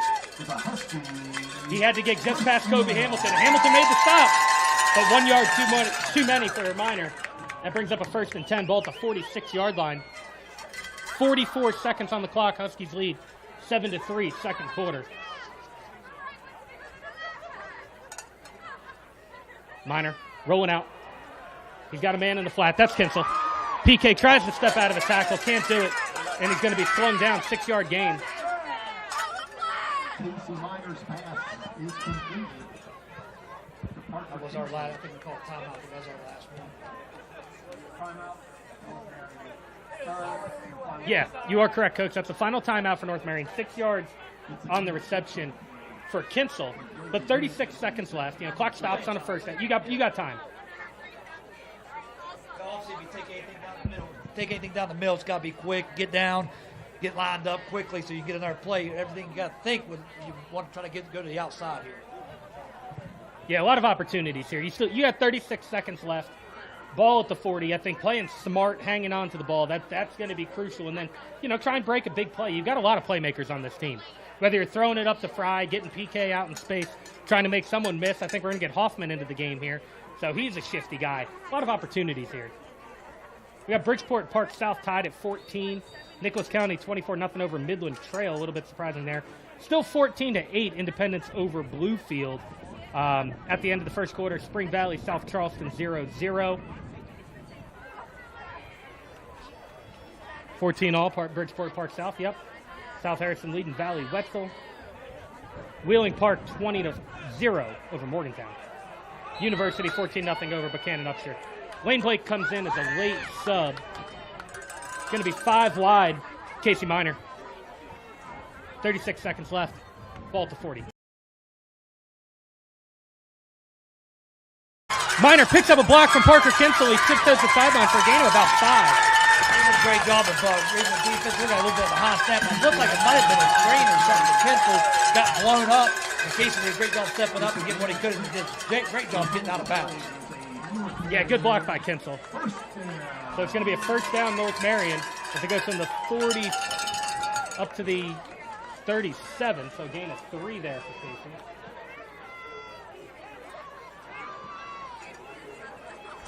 All right, 1st and 10, ball at the 37. Clock stopped at 29 seconds. Still 5 wide for Minor. He's been effective running the ball. Polar Bears blitz off the edge. It's picked up. Casey's looking to throw. Now he's going to tuck. Jermaine Lewis hits him out of bounds, but still a nice game.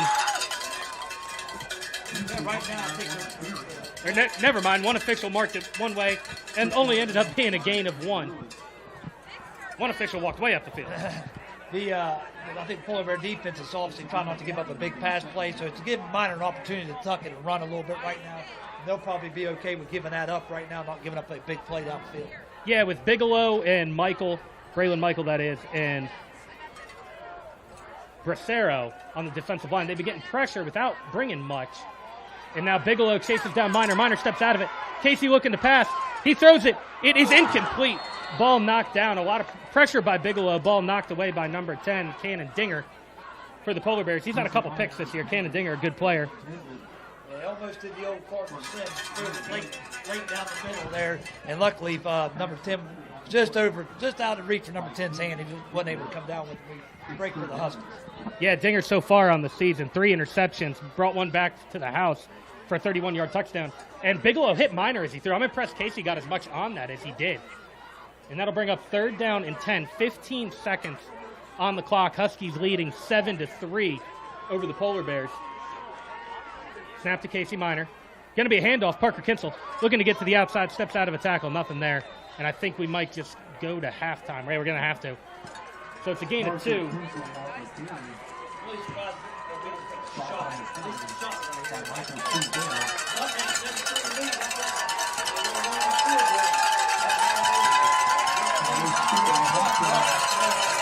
Yep, so 7-3. We're going to take a break. Like to listen to the bands at halftime. And we'll be back to stats and second half action right after this.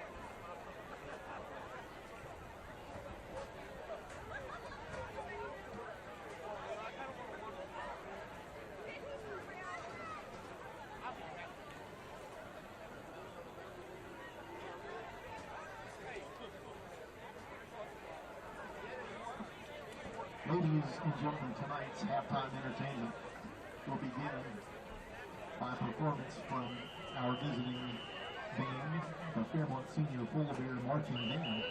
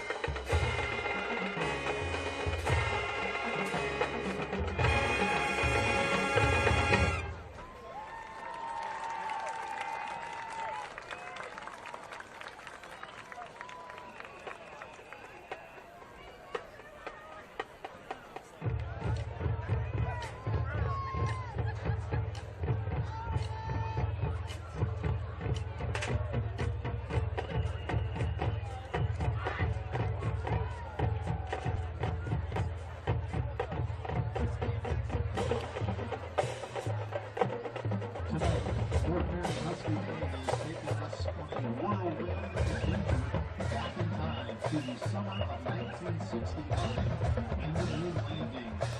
The show is called Ascend to the Moon, and the song titles are Ascend, Into the Clouds, Space Mambo, and Moon River.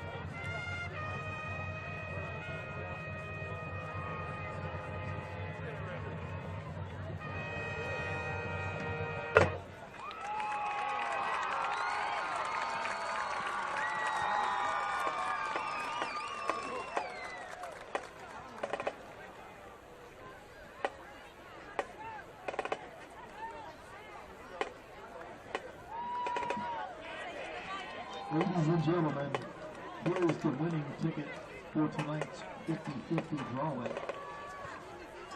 It is an orange ticket, 214927. Again, it is an orange ticket, 214927. Please meet at the corner of the press box to receive your winnings.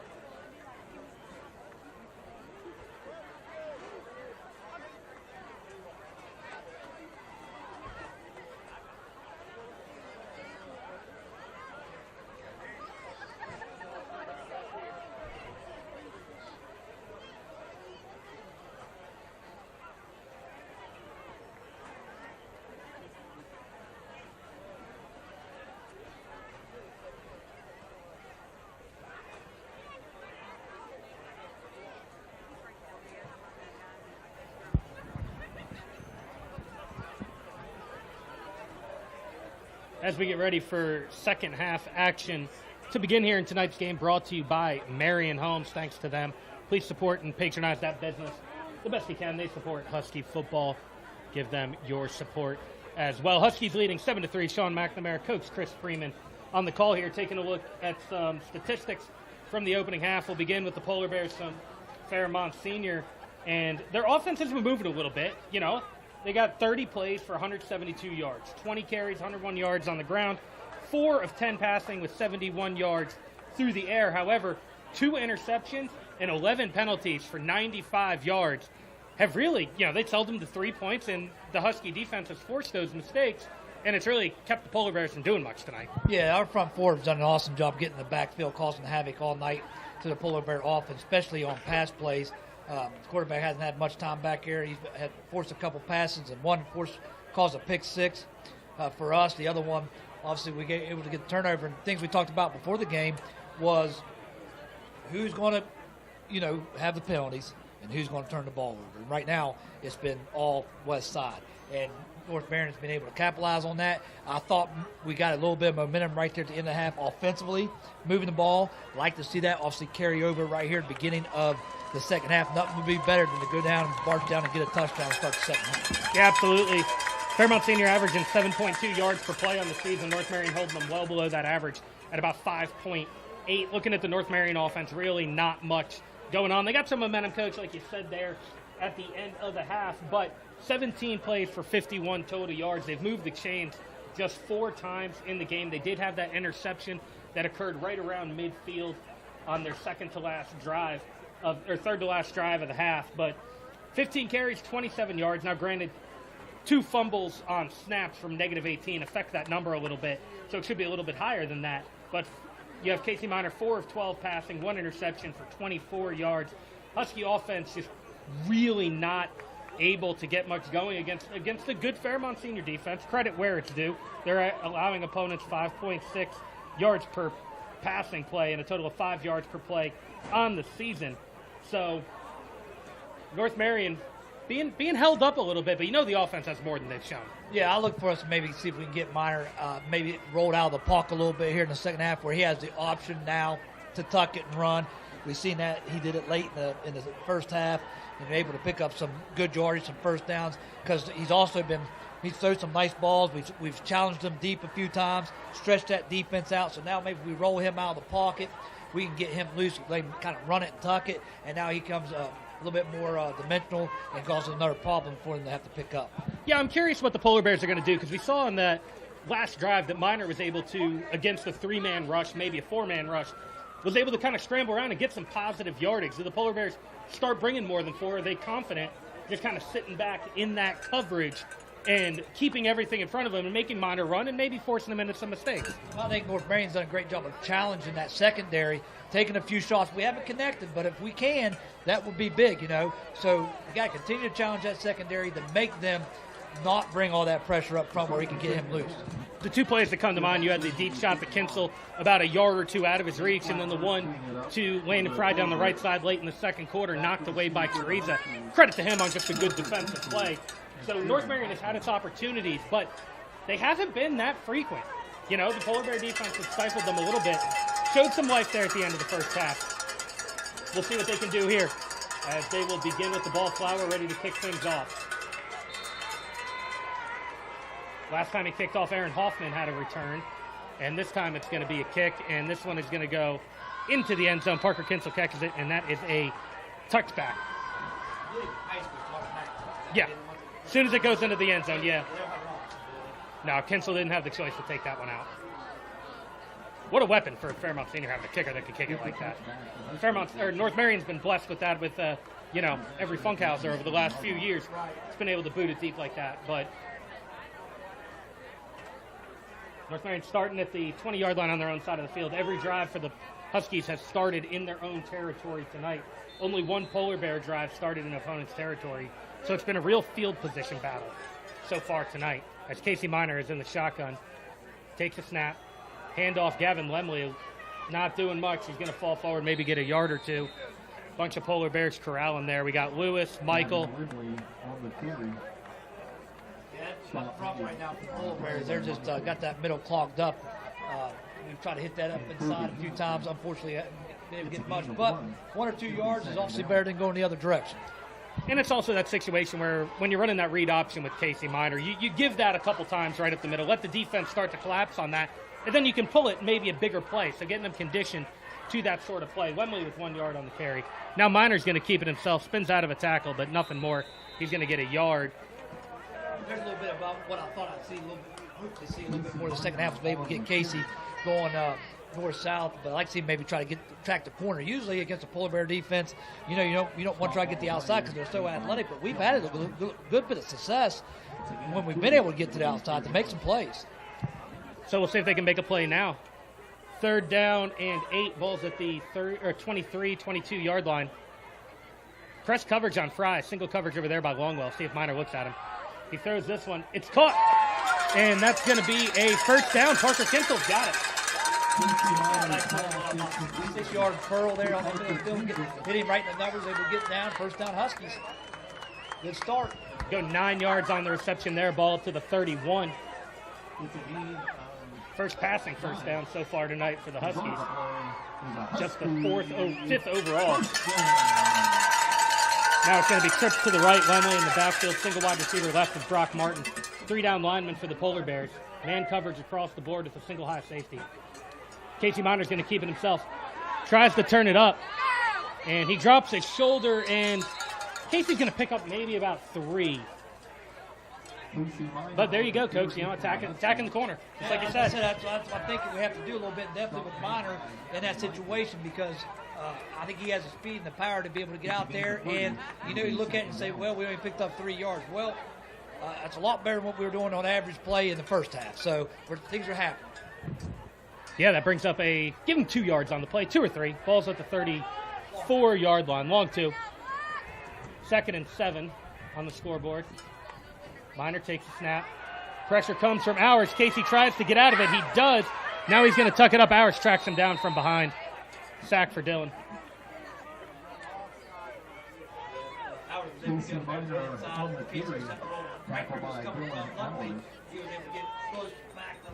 Maybe lost a yard. Yeah, it was impressive that he was able to step out of that. So no gain on the play, so take the sack away from Howard. And that'll bring up a 3rd and 7. They got to get up to the long side of the 41 to get a first down. They executed well on the last 3rd and long. And now 5 wide for Casey Minor. Takes his hand off. Now he swings it out to Parker. Kinsel's got it. Spins out of a tackle. Cannon Dinger hits him. And he gets twisted up, so that's going to bring up 4th down. But able to still get the completion. Casey Minor's pass is complete. Yeah, nice little swing pass. And something else, obviously, we talked about trying to get Kitchell involved there. Kind of swing pass. I like the play call. Unfortunately, they were able to stretch it out there. Kitchell made a great spin move to get the yards he could, but we're looking at 4th and punt now situation. Yeah, Fry back on the punt, and I think that swing pass might not have been the exact design of that play to get 9 yards, but the pressure by the Polar Bears forced him to make the throw when he can. So credit to Minor, credit to Parker on making the play. Huskies moved early. Yeah, that's the right call. That's a false start. It's going to go against North Marion. That's against number 30, I think it's Connor Bessedich. Good call. He's not on the roster. Shed ball. False Yep. start. 30 flag. The people down. All right, so 4th and medium now becomes 4th and long. Punting unit was on anyway. Doesn't change the strategy. That official can't find his flag. He's standing on it. There he goes. All right, Landon Fry's got his feet at the 20. Hours back to receive. He's standing in his own 33. Here's a snap. Rolling out. It's another pretty good punt by Fry. It goes out of bounds, though. We'll see where they mark it. They're going to walk that one way up. Kind of came off the side of his foot. Oh, come on. 40, pal. I'm always wondering how that eye goes exactly the size where he thinks the ball went out of bounds. Well, he's standing on the sideline looking at the angles. It's definitely not an exact science. But frankly, I think he was probably pretty close. Yeah, no, I thought it was close to the 50. All right, the ball's at the 46. Power pistol, Brody Whitehair. Snap, handoff, Lewis right up the gut. He's got a seam. He breaks out of it. Steps through. He's tackled from behind, but not before he gets a first down. Clevenger chased him down from behind. But a big gain on that one, and that'll move the chains. They go from the 46 up to, looks like they're going to mark it at the 37-yard line. So good gain on that play of 17 yards for Lewis. Yeah, I tell you, it was a great play. Brody Clevenger back into the play to catch him from behind, trick him off. He might be still running. So Polar Bears get a first down on their first offensive play. They stay in this power pistol formation. Handoff Hours right up the middle. He's hit by Minor. He's not going to go any further than that. So he picks up a yard. Good play by Casey. Yeah, that was 2 big studs going up and beating each other with hold with Minor and Hours. Same build, same guys. That was a good challenge right there. I had a little bit of stuff going on at the play. I don't think it was much. I was looking down at my stats. We did see Sigley come in, McKee come out. 2nd down and 9. All right, ball's at the 36-yard line, 7:15, rolling third quarter clock. Huskies up 7-3. Snap to Whitehair. He's looking to pass. Drops straight back, has plenty of time, throws it. Hours has it. And he's out of bounds. Walker didn't get much pressure that time. We got to continue getting pressure up front. It's one thing that's positive for us in the first half. Polar Bears look a little bit more comfortable. I'm sure that halftime talk wasn't real smooth over there for the West Side football team, I don't think. So it's a gain of 4, balls up to the 32-yard line. Field goal range for the Polar Bears, but a 3rd and about 6 yards. Power pistol, same formation they've run every play this drive, just flip to the other side.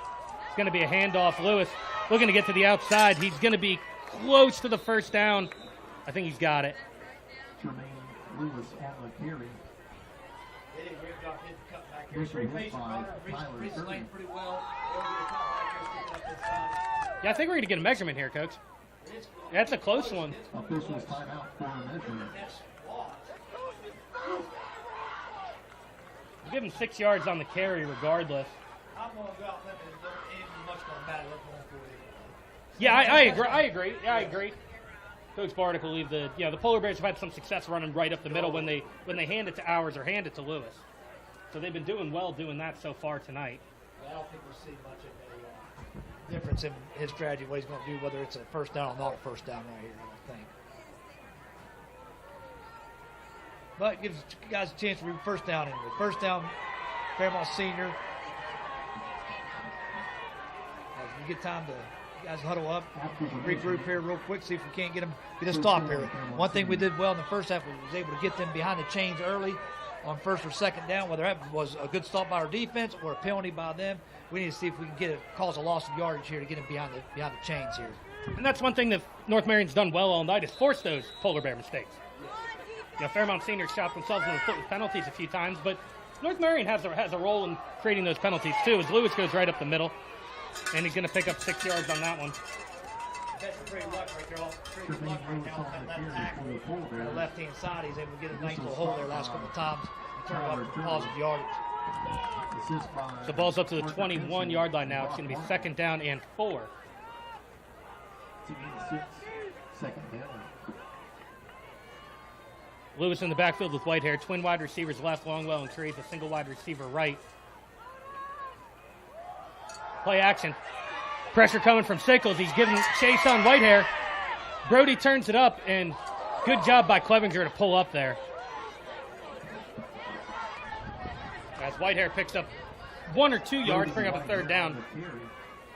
I believe that was 59. Connor Hayes tracking him down from the backside. Did a great job of forcing him out of the pocket. Like I said, Clevenger did a nice job of pulling up and hitting him late there and not getting the penalty. Good call on that. I saw the 9 on the edge of the jersey and thought it was Harley. assumed that's Harley. Well, Harley was in there somewhere, I'm sure. Yeah. But credit to Connor. All right, 3rd down and about 3. Lewis up the middle. He's going to get bottled up. We'll see if he fell forward. He didn't get it.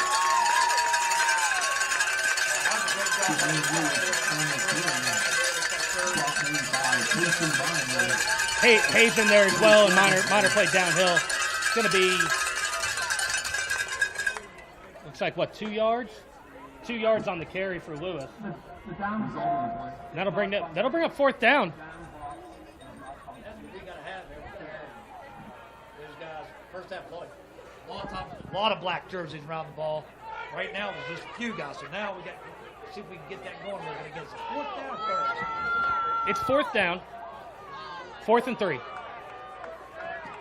Hours goes right up the middle. He's got the 1st down. Not by much, but he did get it. So he picks up 4. He only needed 3. That's the 1st down. And right now, that Pull-Over offensive line is getting just enough of a push to give them guys running backs a seam and a crack. And, you got 2 good skilled athletes back here. It's going to be tough to contain them for less than 3 or 4 yards if they continue to push like that up front. Yeah, and he went to the outside there. They stick with the same formation. Whitehair out wide. They got Jones Little in the slot. And now the Huskies go over to defend him. Handoff Lewis around the left. Cuts it back. Gets caught up. Nice defense by the Huskies. That's what we like to see. We like the game tackle. We want to see a lot of black jerseys around the ball. Aaron McKee in on that one. Harley Sickles, Aaron Hoffman, Casey Minor gets up slowly from the bottom of the pile. Minor off, Sigley on. See, they gave Lewis 1 yard on that carry. He's got 14 for 82 on the game. Whitehair back at quarterback. Lewis alongside of him in the backfield. Twin wide receivers either side. Ours and Cheriza left. Jones Little, Longwell right. Drop back for Whitehair. Lobs it into the end zone for Ours, just out of reach, incomplete. Coverage on that play by Aaron Hoffman. Yeah, it was great coverage by Aaron back here. The ball was obviously a little bit overthrown on the play. And that will bring up what? Bring up a 3rd down and 8. Watching Minor a little bit of the play out here, trying to rotate him in and out there to linebacker position. Also, his quarterback running a little bit.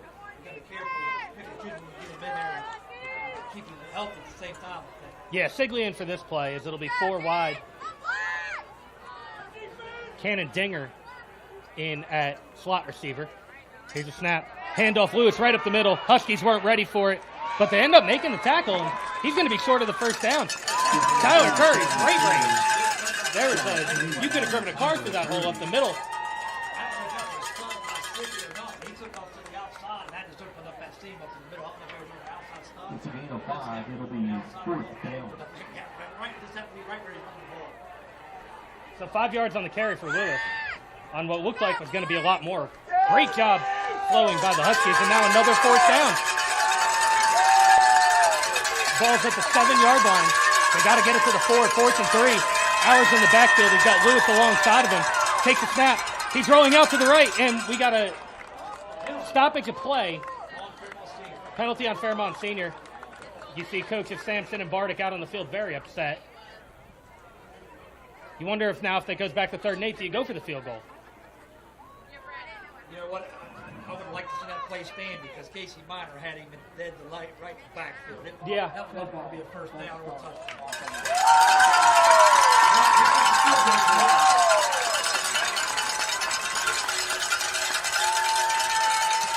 And that will bring on the field goal unit. So after backing it up 5 yards, that puts the ball at the 12-yard line. So that'll make it a 29-yard field goal for Flower. He hit from 33 earlier today for the Polar Bears' only score. This one from the left hash. So a little bit tougher, left hash going right. Yeah.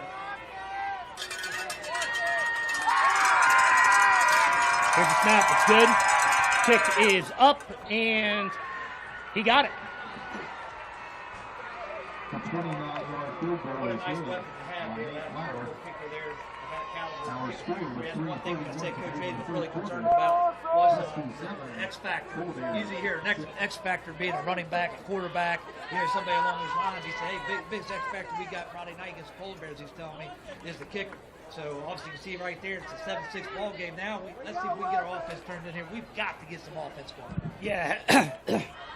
Hasn't been much in the way of offense for the Huskies all night. And see if they can get something going now. They've had several plays where they've been like, yeah, one missed tackle away from breaking it, but they haven't been able to make that play. So opportunities are there. We'll see if they stay kind of conservative, trying to get Lemley going up the middle. That they've been relying on that quite a bit. See if they stick with that or what they choose to do.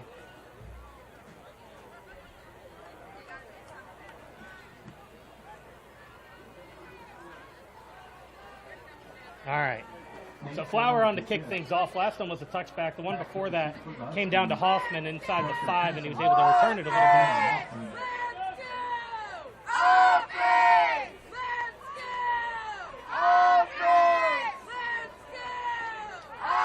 Good home crowd tonight. Yeah, you hear Husky faithful. I'm boys fired up here. I can hear Jamie Hall out there. I know that voice anywhere, and she's definitely trying to get it going. All right, here's the kick from Flower into the end zone, touchback. All right, Huskies will begin with it at the 20.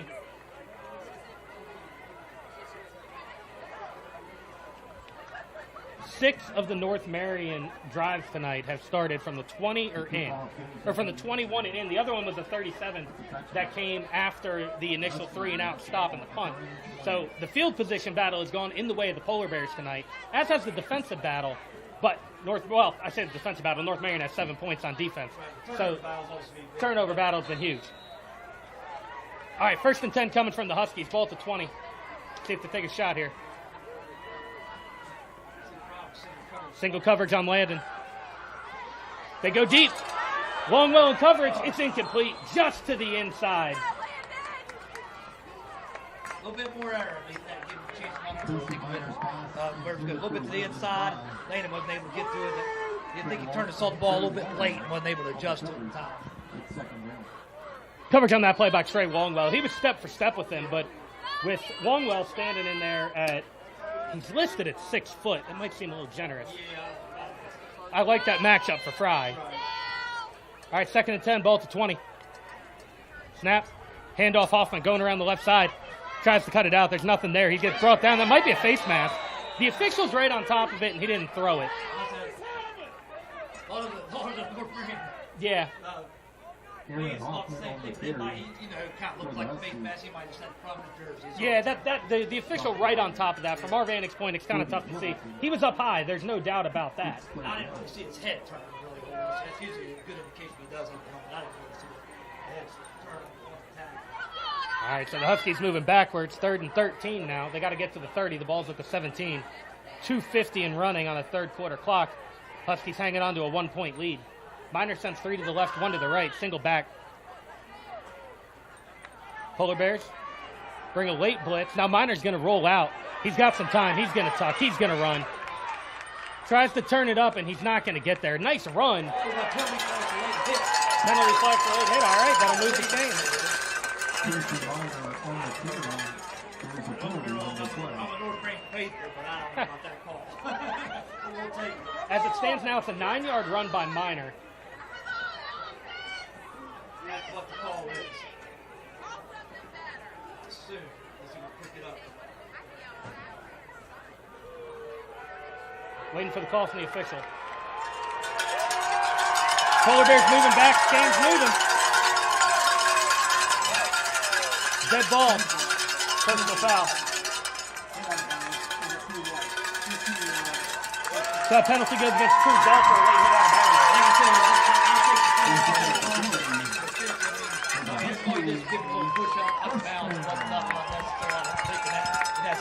We'll take it. So that's 115 yards of penalties for Fairmont Senior tonight. Sets North Marion up at the 41-yard line. It's their best penetration of the field so far tonight, with the exception of the final drive of the first half. Snap to Minor. Pressure comes. Steps out of it. He's going to get sacked. Going to lose 6 yards. Looks like we had number 20, Kobe Hamilton, on the tackle. Negative 5 yards for Minor on the play. We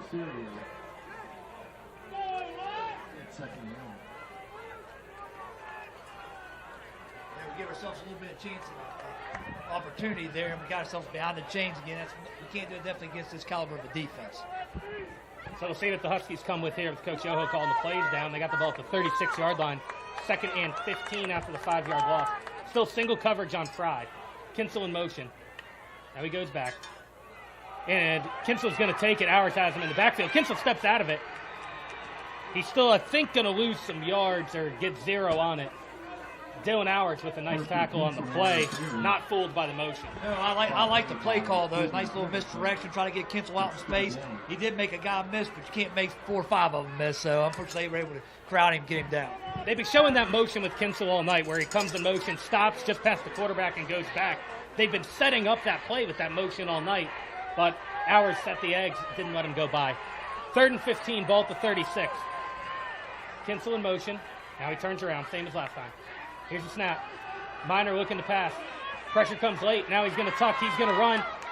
Hit by Hours, steps out of it. He's going to get the initial yardage to the original line of scrimmage back, but that's it.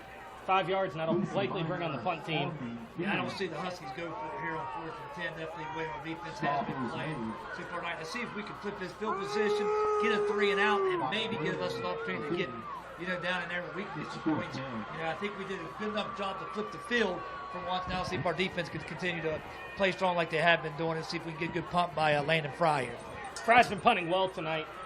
New returner back, Trey Longwell, is going to be back there to return instead of Dylan Hours, who we've seen on the rest of them tonight. Snap to Fry. It's low. It bounces. He gets it. Gets the punt away. And this one's high, not very far, and takes an unfortunate bounce for the Huskies. Going to be fielded there and killed at the 40-yard line. Sigley picks it up, and an opportunity to flip field the Huskies aren't able to take advantage of. Yeah, unfortunately, the snap's a little bit low there. Obviously bounced like 3 times. Good thing Landon was able to even pick it up. He's got good hands. Yeah, was able to get it. And at that point in time, you're just thinking as a kicker just to get that thing off, not worried about, your style or anything like that, to be able to get it down there far. So unfortunately, a chance to flip field, like you said, not really able to take advantage of that. Coach, we see number 78, Nathan Miller, in the game now for the Huskies. His first action of the year after getting hurt earlier. He's in there on the defensive line, so good to see him back out there. As it's going to be a handoff to Lewis, and Curry gets him. Hoffman in there. And also in on the play for the Huskies. That's 79, Austin McKee. McKee, very good defensive lineman. We call his name a lot. And that'll do it at the end of the third quarter. Huskies still lead 7-2. That was a very, very quick third quarter, it seemed like, compared to the first half. You know what I think? Obviously, I know that the Huskies defense takes a lot of pride on that side of the ball, and it has all season. And I believe down there, Coach Art probably talked to him, hey, listen, we can control this game. Our defense can win this game for us. We got to hang in there for the fourth quarter, continue to be dominant, continue to be dominant up front, and we can walk out of here with a win tonight if we can do that. And I think the offense is good enough. We can run, get a couple first downs, may not be able to score, run some clock, get the guys some rest, and hang in there if we can, because the defense has been able to play that well. Hopefully, I know that's what he's talking to him down there about right now. He's like, listen, this is our fourth quarter. We've controlled the game so far. Let's finish it right here. Yeah, definitely. And you see, as you mentioned, give the defense some rest. You see D-line coach Grant Elliott working to get some different guys in there. He asked me to give him a shout-out earlier. So he's working to sub in the defensive lineman. You know, you got Coach Starczyk on the backside doing the same thing. Also asked for a shout-out. So the whole coaching staff for North Marion doing their thing, getting different guys involved. You see Gavin Lemley going to be in there on the defensive line, along with Miller, Harley Sickles, Austin McKee, Cody Clevenger out there with Aaron Hoffman, Isaiah Sigley, Tyler Curry, Landon Fry, Parker Kinsel, and Brock Martin. The defensive lineup for the North Marion Huskies. As it's going to be 2nd down and 8, ball at the 42 to begin the 4th quarter. Power pistol set up to Whitehair, single back to his right, to his left is Howard, Lewis behind him. Whitehair looking to pass. He's got time. Pressure comes late. Ball complete. Sigley makes the tackle. But I think we're going to get a 1st down to Longwell on the play. Nope, marking him short. Brody Whitehair's pass is completed to Trey Down for the Longwell. Polar Bears. I think it's just a leg cramp. It looks like, at least Isaiah it appears to Sigley. me, for lineman down back here. Yeah, You know, that's the most foot injury. time that Whitehair has had in the pocket all night long. I don't. You give him that much time, he's gonna find something. Yeah, and Sickles came on late with the pressure, but only rushing 4 for the Huskies. And, yeah, you're exactly right. So a lot of time. And he made something happen. Longwell got open. But good on Sigley from the linebacker position, playing that zone defense, getting out there to make the tackle on the sideline. You know, wide receiver against the boundary, getting tackled by a linebacker that quickly. That's a good play by defense. Yeah, I've been really impressed with Isaiah Sigley the last couple of games. You know, last year I don't remember him playing much defense, getting very, very many reps in at the defensive spot. But he's done a nice job. I thought last game we called his name a lot. Tonight he's able to step in there for Minor and give Minor a breather, and he's made some big plays for the Huskies on the defensive side of the ball. Yeah, and against Brook on the road, the game I did solo, called his name all the time. You know, subbing in and North Marion good against Brook. That was an important game to the alumni, and a nice win for the Huskies. Their 2nd consecutive shutout. They've got 3 on the year. Hobbling off the field, that's 62, Braylon Michael. He's a very good player on both sides of the ball for the Polar Bears. That's going to be a big loss for Fairmont Senior if he can't return. And he's coming off very slowly. I don't know if it's just a cramp or not. Yeah, I thought it was a leg cramp, and now looking at maybe something more. He made it to the sideline. They're still trying to stretch him. It still looks like a leg cramp.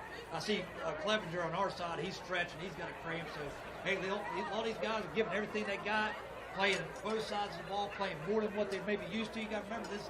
Some of these guys in the 4th quarter right now, they're done playing in the first group. For both teams. For both teams. Now, Fairmont Senior's been in 2 competitive games the last 2 weeks.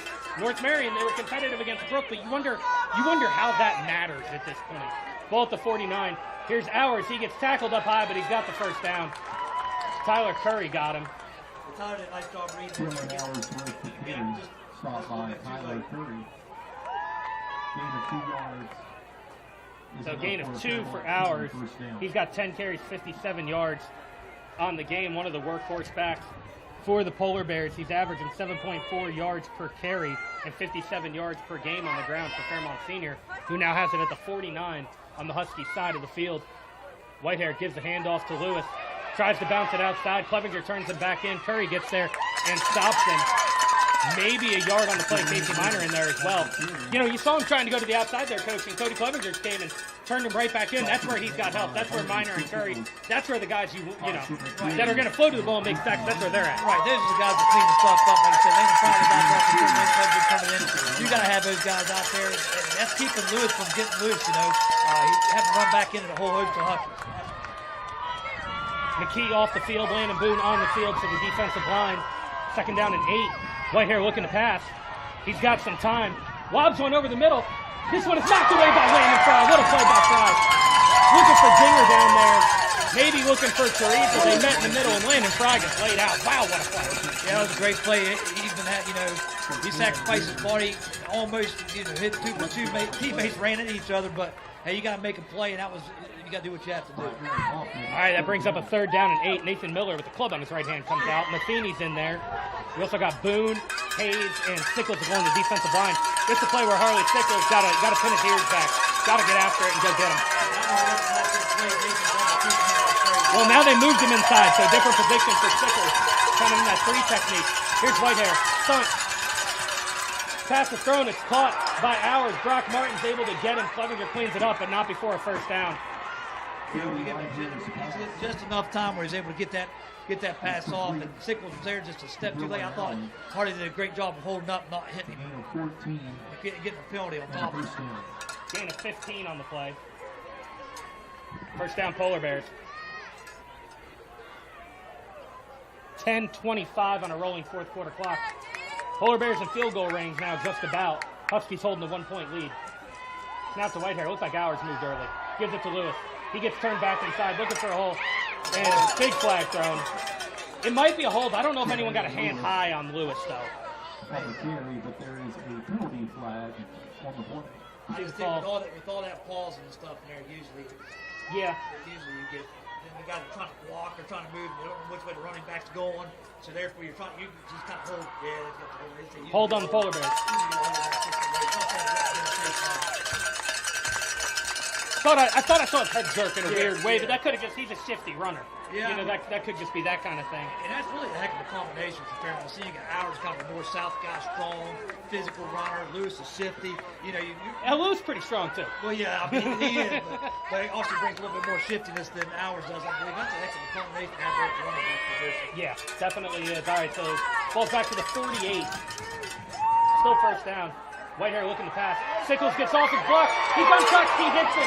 And Whitehair got it off in the absolute nick of time. 1 second later, and that's the sack. But great pressure by Harley Sickles. He defeated the block on the outside and was able to get great pressure on that play. Coach Hayes fired up down there. Yeah, you got to know that Harley Sickles he's a man out there playing on the defensive line. And like I said, if you don't get two guys on him, he's going to get there in just a couple of seconds. So see what happens here, second and long. Well, at the 48, they got to get down to the 25, so second and 23. Late motion by the Polar Bears. Whitehair snap. He's under pressure. And Sickles knocks the ball out. There's a fumble. Landon moves on it. Huskies take over. There he is, Harley Sickles with the play of the night. Harley Sickles strip sack. Look at him celebrating the Trent Elliott. What a play by Harley. Landon moves on it. Big turnover. Polar Bears, exactly what we need. 9:48 left. Now we'll see if we can get some offense down there, see if we can get some points here. Let's go, boys. Got to run some clock here. Yeah. If you're North Marion, 9:48. Got to take some time off of it. Nothing else. Got to get those guys that only play defense a little bit of a break. You have to wonder if the guys that are going both ways are kind of resting on offense so they can bust their tails on defense, you know. Huskies will start at the 41-yard line. Lemley in there in the backfield alongside Casey Minor. Handoff Lemley. Ours strings him out, turns him around. Nothing for Gavin. Forward progress is going to mean it, so he only loses 3. Don't think he could have got away from that, but that might have been a quick whistle on that, but I don't think he might have. He might have. Falls back to the 38-yard line now. Landon Boone into the game. Harley Sickles going to take a break. Yeah, he earned it. Yeah. You hate to burn a timeout, but it may not be a bad time to get guys rested up here. Could be a big drive. You don't want to play. The guys win it out there too bad. Ball's at the 38. Snap is back to Minor. It's fumbled. Casey's able to get it. Now he's able to turn up, and he's hit, and he's going to be dropped. Lemley down. Frizzell on the tackle. Michael Frizzell with the Don't know tackle. if Lemley got stepped There's on. an injury timeout on the field. Injury timeout on the field as it stands. It looked like him and Minor got tied up there, and I see somebody awkwardly fall, and right now it's not look good. He's looking at his knee for Lemley. Hopefully that man's all right. Yeah, hopefully he's okay. Loss of 4 on the play by Minor.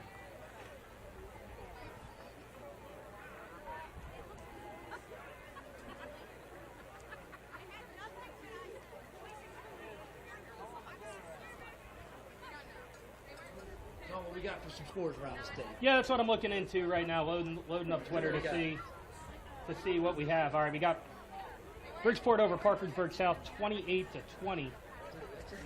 That's a good. Park South's a good team. Oh yeah. And obviously we know Bridgeport. All right, Gavin's up and walking off. That's good. Yeah, that's good. Great sign.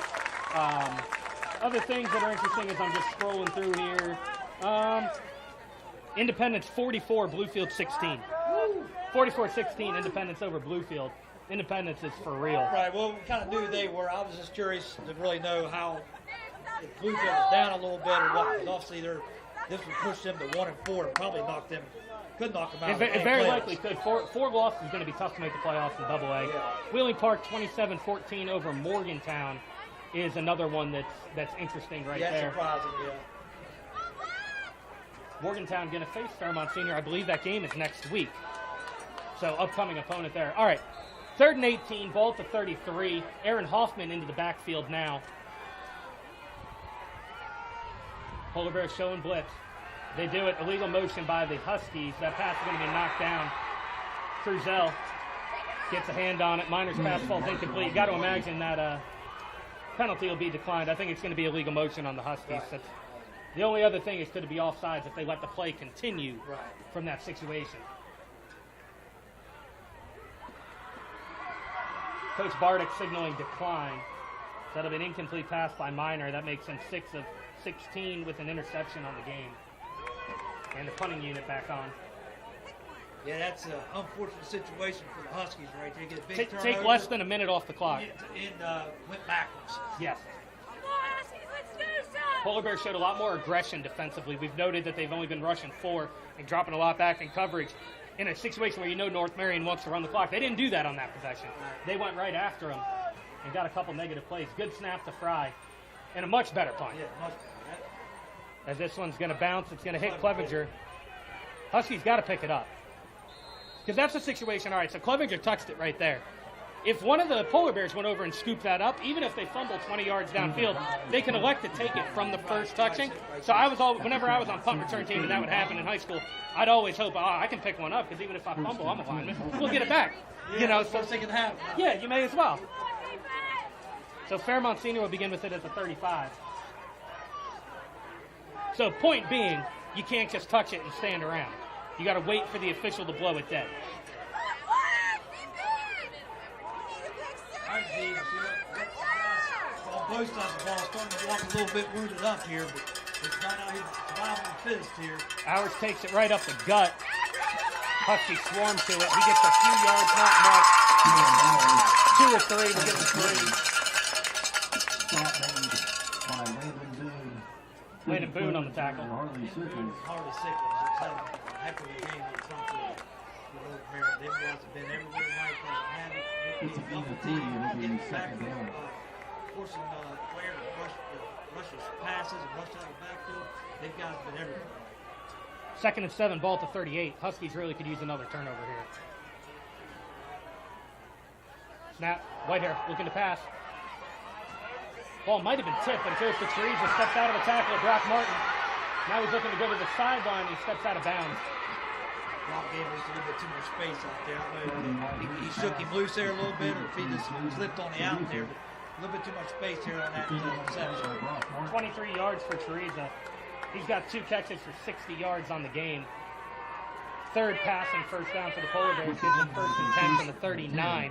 7:43 is on the clock. 4th quarter, Huskies leading 7-6. Blitz coming. There's Lewis. He gets turned back inside. Nothing doing. He's going to get stopped behind the line of scrimmage. Good job there by Clevenger to turn him in. Then the rest of the Huskies, it looks like Hoffman jumped out of that pile. He had also Connor Hayes, a couple other guys. See, Lewis, he's walking gingerly off the field on his hamstring, it looks like. Back here. There's a guy that hasn't played I don't know if he played the last 2 weeks. So he's probably getting a little bit out of game shape as well. Yeah, he's still in there. He's Ball's at the 40, 2nd and 11. Here's a snap. Whitehair looking to pass. He's got plenty of time. Throws this one and it's caught. No, the ball's on the ground, but they're going to call it a fumble or incomplete. Is it the fumble or touch the ball? And North Marion will get it. Landon Fry picks it up. Just what we need to get. Turnover. We've got to do something here on offense. And Huskies ball. 23 yards reception by Teresa. And a lost fumble. I will say this, North Marion defense has done a great job. Every play they're stripping, they're reaching for the wall, they're pulling on it. And it's they've done a great job of forcing these turnovers all night long. Ball's at the 17. Casey Minor all alone in the backfield.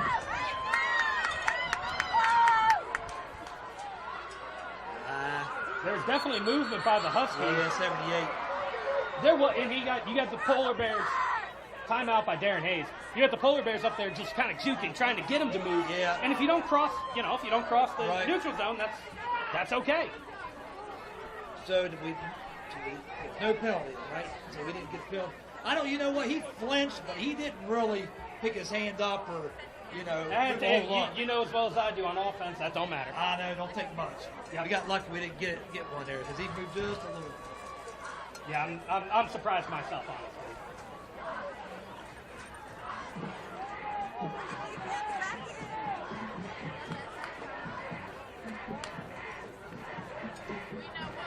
Florida coaches in there trying to get them guys calm down here, trying to get them a little confidence here. Say, let's go, boys, let's get something here.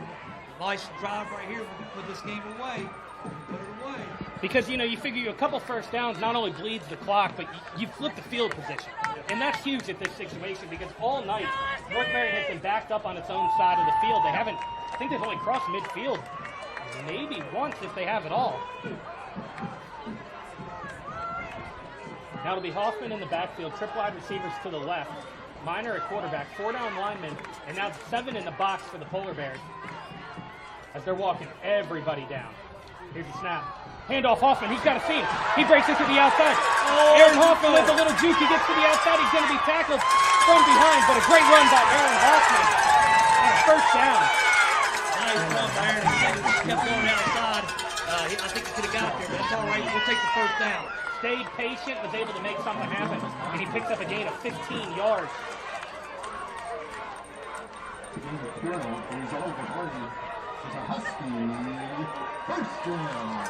First down, Huskies. Play clock at 15. Here's the snap. Handoff. Another one to Hoffman. Good hole. Aaron Hoffman right up the middle. As he's going to go for 7 yards on that play. Husky offensive line starting to get a push here up front. Looks like Nate Miller, I don't know if he was in there first half, but he's in there to create some holes. We're right behind him. Yeah, he was a starter, got hurt preseason. This is his first. He's been practicing, but non-contact. Now he's full go, and making a difference there. 2nd and 3, play clock at 17. We'll see what kind of tempo the Huskies choose to go with. Looks like they've slowed things down just a touch here. Now Casey Minor's ready for the ball. Takes the snap, keeps it himself. Hit by Hours, spins out of it, and Casey's still running. Another first down, Huskies.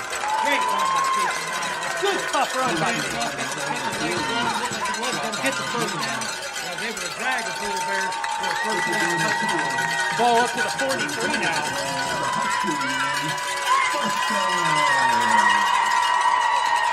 Huskies got a life right now. I can see the crowd right now. We're waiting for the crowd to get up there and make some noise. Get behind him. Not on offense. Not on offense. Well, after big plays. Yeah, I'm with you, Coach. All right, ball's at the 43 now. Play clock under 10. 1st and 10, North Marion. Minor snap. Keeps it. He's got a hole. He cuts inside. Casey Minor's got another first down. Nearly breaks it. He gets up to the 41. Another big run for Casey Minor. And he's excited about that one. He gets to the 43. That's going to be a gain of 16 yards for Casey Minor. 15 carries, 60 yards on the game for Casey. And the North Marion offense has found some life, Coach. Yeah, guys, no better time than him. Hey, see, they want to go some momentum, but then Coach Hayes tell them, slow things down, slow it down. They've got a lot of time. Play clock's only at 33. The unfortunate thing about this is all the linemen are in their stances now. Yeah. Asking them to stay there for 20-something seconds. That's a tough ask. The great thing is, obviously the reason Casey was able to get that run is because of what Hoffman was able to do. Yes. Reed is being there. You get a couple plays like that, it makes it tough to pick. Great call on that. Here's Hoffman right at the middle. Another seam. In the interior of the North Marion offensive line. Right behind the big number 78. Maybe because it's so fresh. I don't know. That could be it. That. Coach Hayes and I talked about Miller a lot before the game, and he said he's going to play, but we're not really sure how much, or if it's going to be offense, if it's going to be defense. You know what? Ethan Martin's done a great job too. He's been out for the last couple of weeks. He's in there blocking out for the Huskies. So a couple of guys back from injuries up front for the Huskies making some progress here. So that'll be down to 2nd and 4. Ball's at the 35. Snap. Minor. Keeps. First down. Casey's going to fall forward for 6 yards up to the 29.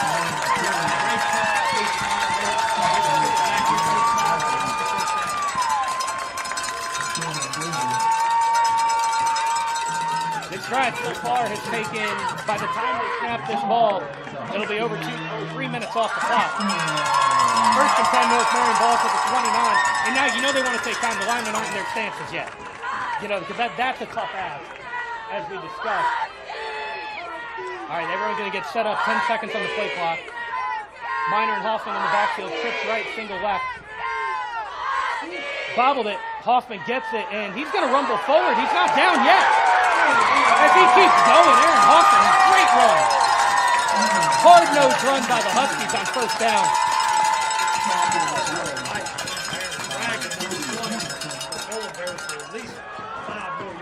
Yeah, he was wrapped up, and everyone kind of stopped as soon as Colby Hamilton got his arms around him, and Aaron Hoffman just kept going. Aaron's got 6 carries, 35 yards. Clock continues to run.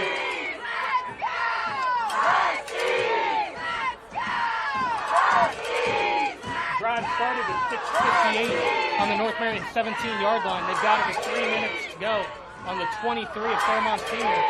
Motion man is Tinsel. They try and get the false start, don't get it, and now they're going to have to take a timeout. Which I like that call. Hey, why try to get him to jump off sides? Has to get a timeout, rest a little bit, let's see if we can finish out this drive. One more drop, and put this thing away. So 2:52 is what we have on the clock now. 2nd and 3. Huskies have 1 timeout. Polar Bears have all 3. See Jason Meyer, great guys where they need to be and hopefully understand, listen, guys, we got this. We can finish this game out, take care of the ball, cover that thing up. We can't afford to turn it over. We got to make sure we hold on to the football because you know they're going to be coming for you here late in the game. We're getting close to the part of the game where the Polar Bears are going to start taking timeouts. Under 3 minutes, you figure, should North Marion get another, all right, say North Marion doesn't get another first down, you still get to run a minute 20 off the clock. That puts 1:30 if the Polar Bears don't take a timeout. It still brings up 4th down. So, at what point do you start taking timeouts if you're the Polar Bears? Because do you want to get the ball back with under 90 seconds left, even if you have your timeouts? It'll be interesting, the coaching strategies for Darren Hayes and for Nick Bardick on the Polar Bears side here. One more first down, and I think we know what's going to, then you have to. Everyone in the box for the Polar Bears. Great time to take the shot. You got to keep that clock running. If I would. Minor keeps it himself. He's going to get the first down. Casey Minor falls forward. It's going to be a gain of 8 for Casey and another first down. Making holes for Casey Minor and Aaron Hoffman, and them guys are running with purpose right now. Definitely been an impressive drive so far for the Huskies, and that clock is going to continue to roll. Play clock is at 18, so this ball is going to need to be snapped right around 2:22. Hoffman in the backfield alongside Minor. Here's the snap. Give to Hoffman. He's hitting the backfield. He's going to go down. Truzel got him. Lost a 3. That's all right. The biggest thing was getting that first down and getting another set of downs is big for the Huskies. We got a timeout by Polar Bears. Yeah, so now we're going to start seeing the timeouts. Yeah, Polar Bears take a timeout, and when we come back, it'll be 2nd and 13. Trevor Bigelow. Let's go! Huskies! Let's go! Huskies! Let's go! Huskies! So, 2nd and 13 upcoming. Again, as we said, this drive started after the Serena fumble. That fumble occurred with 6:58 to go in the 4th quarter at the 17-yard line after a 23-yard completion. So after that play, the Huskies jumped on the ball, Landon Fry got it, and they took over at the 17. That was at 6:58 left. Right now, the clock is 2:20 at the 18-yard line. Just catching up with it. If you come in late from somewhere, we got was Aaron Hoffman, interception for a touchdown return to give us the Huskies a 7-0 lead. You got 2 field goals by Flowers for the Polar Bears. That's where we stand right now in the 7-6 ball game. And a big story, I think, of the night will be what 4 turnovers by the Polar Bear offense and 4 North Marion defense has created. Yeah, 4 turnovers. You had fumbles recovered by Fry and Boone, and then interceptions by Hoffman and Aaron McKee on the defensive line. All right, 2nd and 13, ball at the 18-yard line, 2:20. Huskies lead 7-6. 2:20, 4th quarter clock. Snap to Casey Minor. Fakes the handoff. goes off tackle, and he fumbles the ball. He gets back on it. That was almost disaster for the Huskies. Clock keeps running, though. At least it stayed in bounds. That's what we talked about. Got to cover that thing up. I think he cut up inside and realized it was the outside where it was at, and he tried to bounce it back to the outside. By then, it was a little bit too late. But he got disaster was averted right there in that situation. So he does lose 1 yard. Another timeout for the Polar Bears. That play took 10 seconds off the clock, so we got 2:10 left in the fourth quarter. Huskies maintaining the 1-point lead. 3rd and 13. 3rd and 14. The way that I see it here, Coach, is you got to run the ball and make the Polar Bears potentially use their next timeout. Then on 4th down, then you want to take the shot. Then you want to throw the ball just in the air and let Landon Fry go get it. Yeah, I think Like you get a chance to see what happens in that situation. But I do think 3rd and 14, you keep it on the ground. Yeah, you forced them to use that last time. Like, you can't let them have one time out in the pocket and have the ball. Yes, absolutely.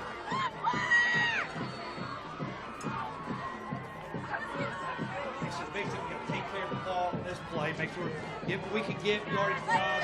Maybe bust the seam. Maybe get in there. What'll be great is also get inside, get a first down. This thing we almost be over. It would be pretty close. It would be pretty close if the first down. All right, Hoffman's going to be in the backfield. Twins right. Cody Clevenger in the slot to the right. And then you got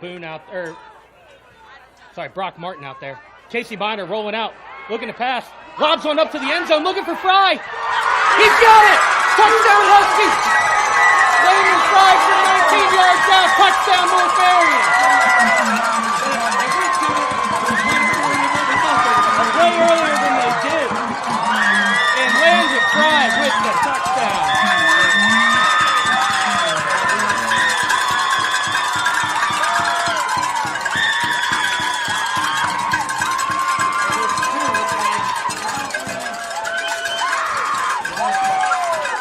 You go for 2 here and you all but seal the game. Right.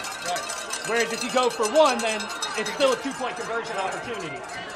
So I think that guy's running in the field right now. Maybe this is a big thing. We're running this time. We're going to roll with it. all right, Miner has the snap, fakes a handoff, looking to pass, and he's going to be bottled up. He's stopped. No, See, I like the way run no good. I don't like the way we're running guys in and out right there at the last second. We should maybe taken one and settled in on that because, like you said, 2-point conversion, and it's probably over. Well, yeah, because that puts you up by 9. Yeah. So that's huge. So I don't dislike the call there. No, I think that's right. I think it was too. Against the team you haven't beaten in 18 years, I just wish you get a chance to put them away. I just wish we could take it out. Either way, hey, great job on us.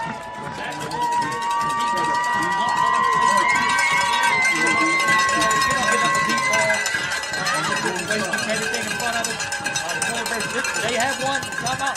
Yeah, they still have one because they scored right there. So still one timeout left. We got some old form here. Force them to take some chances, maybe get an interception. Right now, our defensive backs have played very well.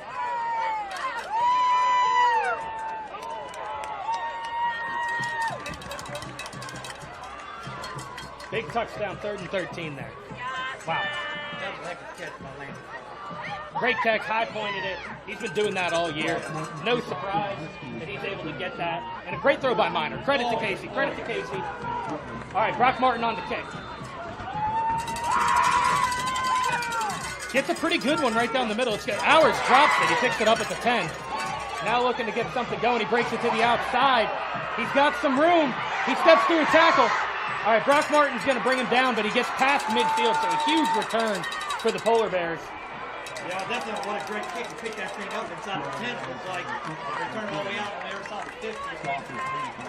About as good as you can get for the Polar Bears. Plenty of time. 49-yard line, 1:52's on the clock. So you got enough time where it's not necessarily a must-pass situation for the Polar Bears. You know, if they want to run it with Lewis, which they've had success with, they can. But we'll see what Coach Barnett, Coach Hanson, Manila, all the coaching staff over at Fairmont Senior elects to do. Now the Husky crowd getting into it, making some noise.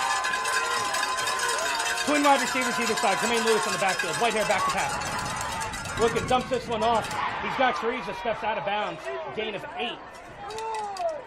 That That's going to be too easy. We got to get it going. To Jaden Chorizo. It's an 8-yard gain. So 8 yards on that one. Then I only took 5 seconds off the clock. Ball's now up to the 41. You got Fry singled up on Longwell at the bottom. Chorizo defended by sophomore Martin. Blitz coming from the Huskies. Sigley's on his way. A lot of pressure coming. Sickles giving chase. Boone giving chase. He throws this one up, and it's going to be caught by Longwell. Longwell with the reception. A great throw by Whitehair. Got everything we got. He got going out of the clock. He got there. Great pass. Catch by Longwell. Got the kill. That'll move the chain. The ball's up to the 22. It's 19 yards on the completion. Second catch of the game for Longwell. Brings up 1st and 10 from the 22. 1:39 on the clock. Huskies lead by 7. Both teams have a timeout.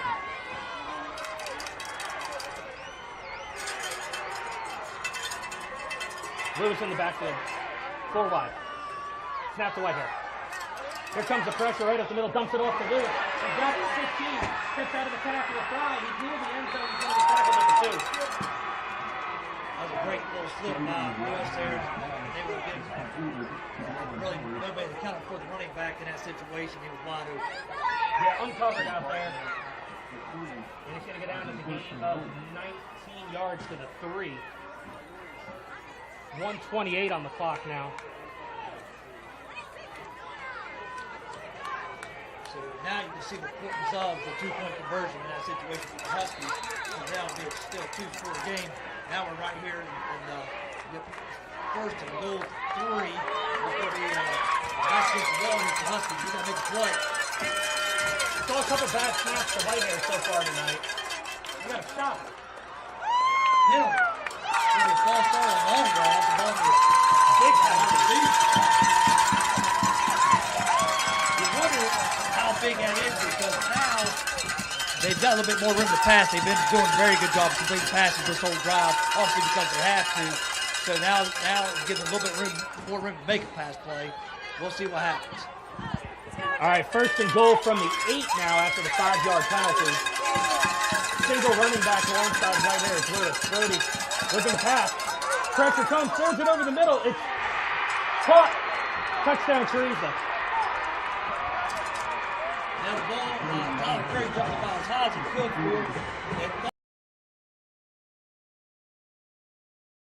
caught it before it hit the ground. So just like we talked about, that little bit extra room getting room for a pass play there. But hey, the all-important extra point. Flower on for the PAT.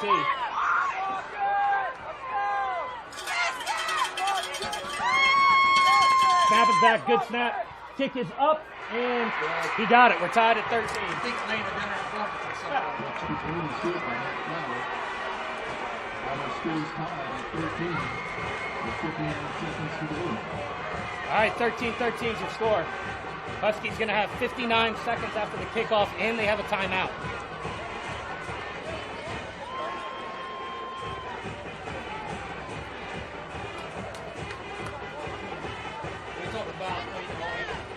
We know Fairmont seniors big play capabilities, and they were able to get there. You know, we had him rolling out of the pocket. We had to be able to do that all night long, and you know he wasn't able to complete passes. He was able to find what was Longwell there down the sideline. That was a big play there that he was able to make, and you know we've been able to contain that most of the game. Unfortunately, that Robbie wasn't able to make. A little bit of time left here. See if we can get it downfield. We had a nice drive last time. See if we can get it down there and get some points on board before this thing's over. If not, what would be better than a rivalry game without overtime? You know what I mean? Yes, sir. All right, so Flowers, he's kicked a couple. Last 2 have been touchbacks, so you got to expect that he's going to do that again.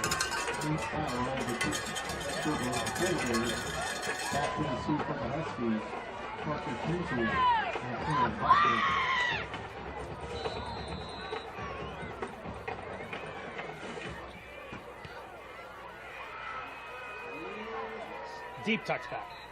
All right, so 59.9. Ball's going to be at the 20. That's how far the Huskies have to go. 80 yards in a minute. They've got 1 timeout. Huskies will begin their possession at the 20. having that one time out obviously leaves the middle of the field open, so they need to. Obviously, they just can't, when they don't have timeouts, then the defense kind of knows you got to play the outside quarters to make plays to get out of bounds. Now, with one timeout, you can still use the middle of the field to make a play. One score game when these two teams played last year. Looking like it's going to be that again. You see Therese is maxed up on Fry down at the bottom. Clevenger, Brock Martin at the left side. Kinsel slot right. Snap back. Going to be a handoff. And bottled up, hits way up. That's the second time that Alex has done that. It's clearly not a penalty because it's very obvious what he's doing. So Hoffman on the carry for 4 yards. Looks like Huskies might just be playing for overtime. Maybe so.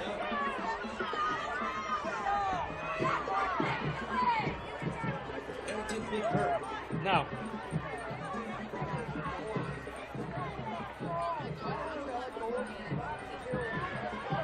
All right, Minor in the shotgun.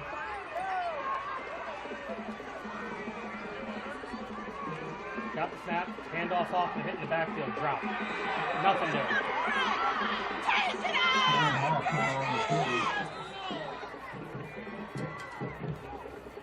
Stop made by Hayden Armagas. Timeout.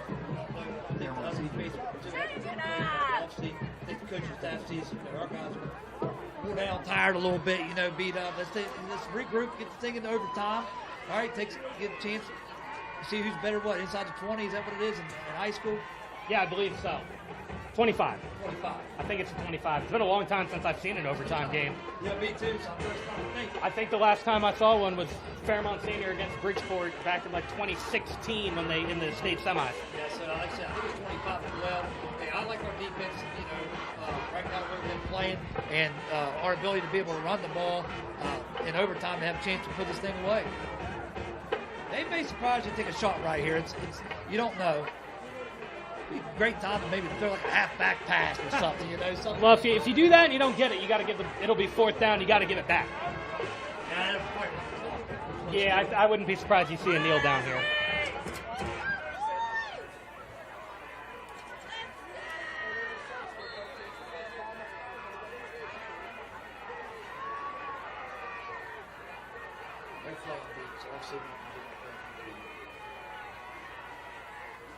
Snap to Minor.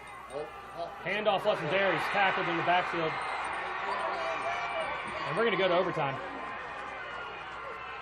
Casey Minor on the keeper. Tackle made by Landon Pastor. And that's the end of regulation. We will go to OT. Thank you all for joining us. Thanks to Marion Holmes for helping to make this possible, bringing you the game tonight. And what a game it has been. So as we kind of recap the scoring so far tonight, we had Aaron Hoffman in the first quarter with a 12-yard interception return. Savannah Walls made the PAT to make it 7-0. In the second quarter, we saw Nate Flower for Fairmont Senior make a 33-yard field goal, made it 7-3. Fast forward to the third quarter, Flower again, 29-yard field goal, makes it 7-6. After taking over on Xavier Therese, a fumble with 6:58 on their own 17, the North Marion Huskies drive all the way down to their own 19 before Casey Minor finds Landon Fry with a 19-yard touchdown pass with 2:03 left in the game to make it 13-6. The run failed on a two-point conversion attempt as they were looking to pass. Casey Minor stopped in the backfield, kept it at a one-score game at 13-6. 59 seconds left in the game. Jaden Teresa, after catching a big pass earlier in the drive, an 8-yard reception from Brody Whitehair. Flower knocks in the kick, and that made it 13-13 with 59 seconds left to go in the game. The Huskies chose to run the clock out and play for overtime, and that brings us right to where we are. So that's the time between the fourth quarter and overtime. There's got to be something on the clock. Yeah, I'm sure. I don't know if there's a time that the overtime would run out or not. Maybe it is. Maybe it is 2:20. The overtime would run out. I'm saying that it's like before the game where they put the kickoff clock on. Oh yeah. I got you. So that's what I'm thinking we're seeing right now.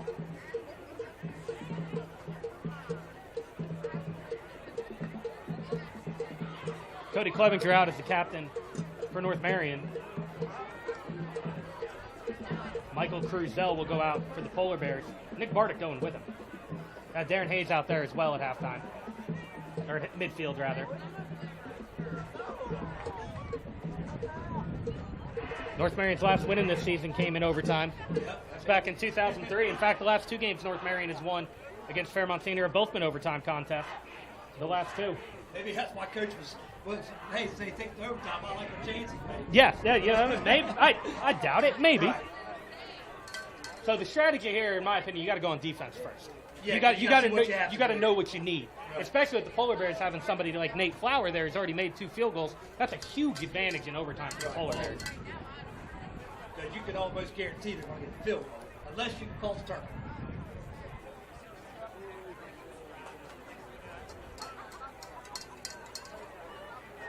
This will be curious what end of the field they go to,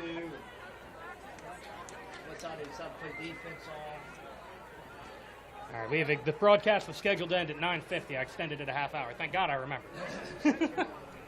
With this new YouTube service. We appreciate you all joining us here today. I think North Marion, the administration, did a good job getting the word out that we were switching over to this service using the Huddle Focus camera live broadcast. We're going to work on the audio stuff here moving forward, but thank you all for being with us tonight. Officials going over the rules in apparently great detail.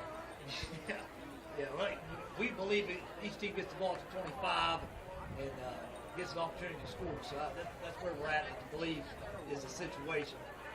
It looks like Coach Hayes is pretty happy, fired up there. I think he wants some defense on the field first. Oh, you've got to. Everyone defends. You figure you got to defend by your student section, right? Yeah. Last overtime game North Marion played in was 2016 against Lincoln, a 56-49 loss. Prior to that, their last overtime game was the Fairmont Senior game in 2003. So only one overtime game the Huskies have played in since 2003. It was a loss to Lincoln in 2016. Looks like they're going to play on the opposite end of the field. I was wrong about the student section.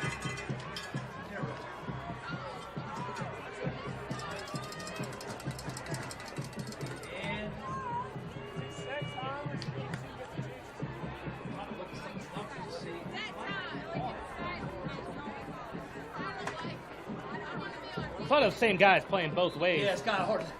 Based on where it is, it's definitely. Or yeah, you know what? They does look like they'll be on a. See Ross put out up here. I think we're off. I think we got off.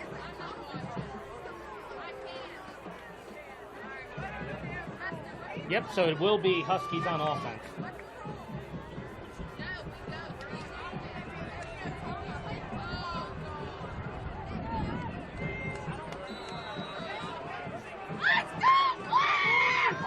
Ball in the 20 for North Marion. Overtime.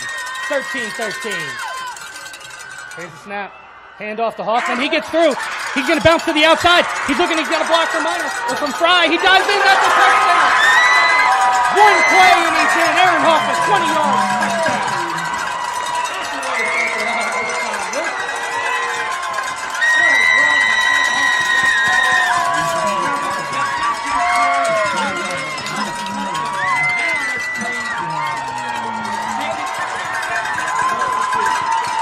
Yeah, it'll be first game they've ever played. Yeah. So big pressure in that situation, and Coach Hayes is going to leave the offense out there to go I think for I'm 2. right there. I hate to put that kind of pressure on a young lady. First time ever kicking. And that's tough. I'll take it. And any player for that situation. That's a big moment. First game as a freshman. Right. All right, Minor, shotgun. Snap. He's going to keep. Nice He cut. cuts it in. He's not going to get there. Run failed. All right, well, defense got to step up here. Finish this game out for us. Offense did what they needed to do. They put points on the board. So it'll be Fairmont Senior on offense now. They need a touchdown and an extra point.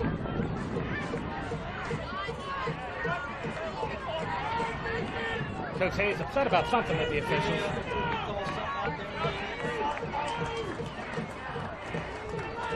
So it's been 4 turnovers so far tonight for the Polar Bears.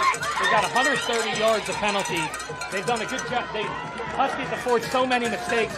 None would be bigger than a turnover right now. We've had a strip sack by Harley Sickles. We've had Defensive pressure by Sickles, forced an interception by McKee. We've seen Aaron Hoffman take advantage of pressure and get a pick. And then Teresa gets stripped in the defensive backfield. So it's been a little bit of everything with the Huskies defense. That'll be Whitehair in the shotgun, takes the snap. He's looking to pass. Pressure hits him, and this one's incomplete. Pressure by Connor Hayes is going to bring up a second down. Kind of surprising to let the first down and throw the ball there. Definitely well taken run the ball. Yeah, it's an interesting move, but the offensive line for the Polar Bears gave him enough time. What's the internal clock? 2.7 seconds, that's what you need? He had that on that play. We'll see if they go to the run here. Twin wide receivers to either side. Jermaine Lewis is in the backfield alongside Brody Whitehair. Huskies lead by 6. First overtime. Here's Whitehair. Takes the snap. Pressure off the edge from Minor. He's getting chased by Sickles. Throws this one up. It's intercepted. Landon Fry's got it. Landon Fry with the INT. He's got to go down. I don't think he went out of bounds. He's got to fall down. Everyone's on the field. And I think that'll do it. I think so. Maybe he stepped out of bounds on the side. It's on the far corner away from us.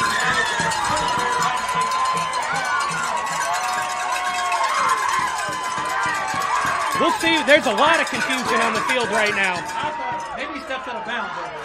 Yeah, maybe they're saying it was incomplete. I don't know.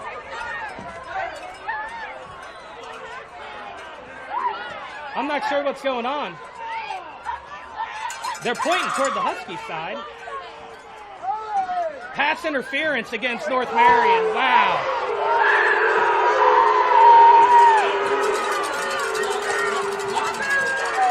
I guess not. So that's PI. That'll make it half the distance to the goal. All right, so the game's back on. Fry pick is wiped out. First and goal from the 10. Low snap, handoff. Lewis breaks to the outside. He's going to gaze, and they still got to make the PAT. You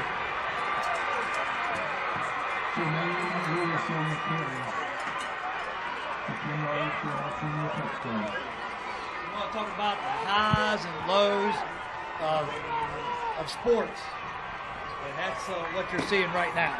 You know, you just one play, one opportunity right there, but you know what? You cannot give up right here. They got to go ahead and try to get a block here. Yeah, I mean the game isn't over. It's not over. You know he's on. You know he gets it through. He gets kickoff. He's going to make it. But listen, they call a timeout. Westside called a timeout. Fairmont Senior called a timeout. You know what Coach Hayes is going to preach to his guys. Hey, let's figure out. Let's get in there and get a block and make this thing double overtime. Yeah, that's what you got to do. So that's so tough that we can't. That we can't see the. Yeah, it's on the PI, so I can't really comment too much on it. The only thing I thought was the ball was deflected a little bit when he threw it, and if the ball is deflected at all, then it's anybody's ball in the air. Yeah, that's. I'm not sure if that's the case. That's what I kind of thought happened, or maybe it didn't. We just kind of slowed up his arm movement. But I couldn't even see if Landon ran through somebody, if he pushed somebody. I couldn't tell. It looked like a clean pick to me. Yeah, I thought he. But it's at the far corner of the field. We're 100 yards away. Yeah, like I said, the only thing I seen was Landon go above everybody else and catch it. You know, that's now he might have went through everybody to do that. I don't know. Yeah. So PAT Flowers on.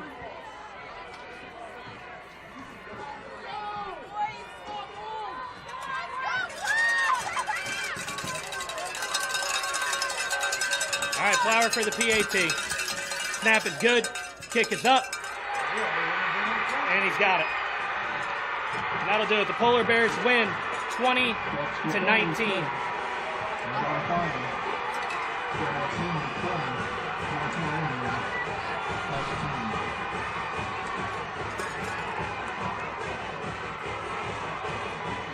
All right, and that'll do it for us.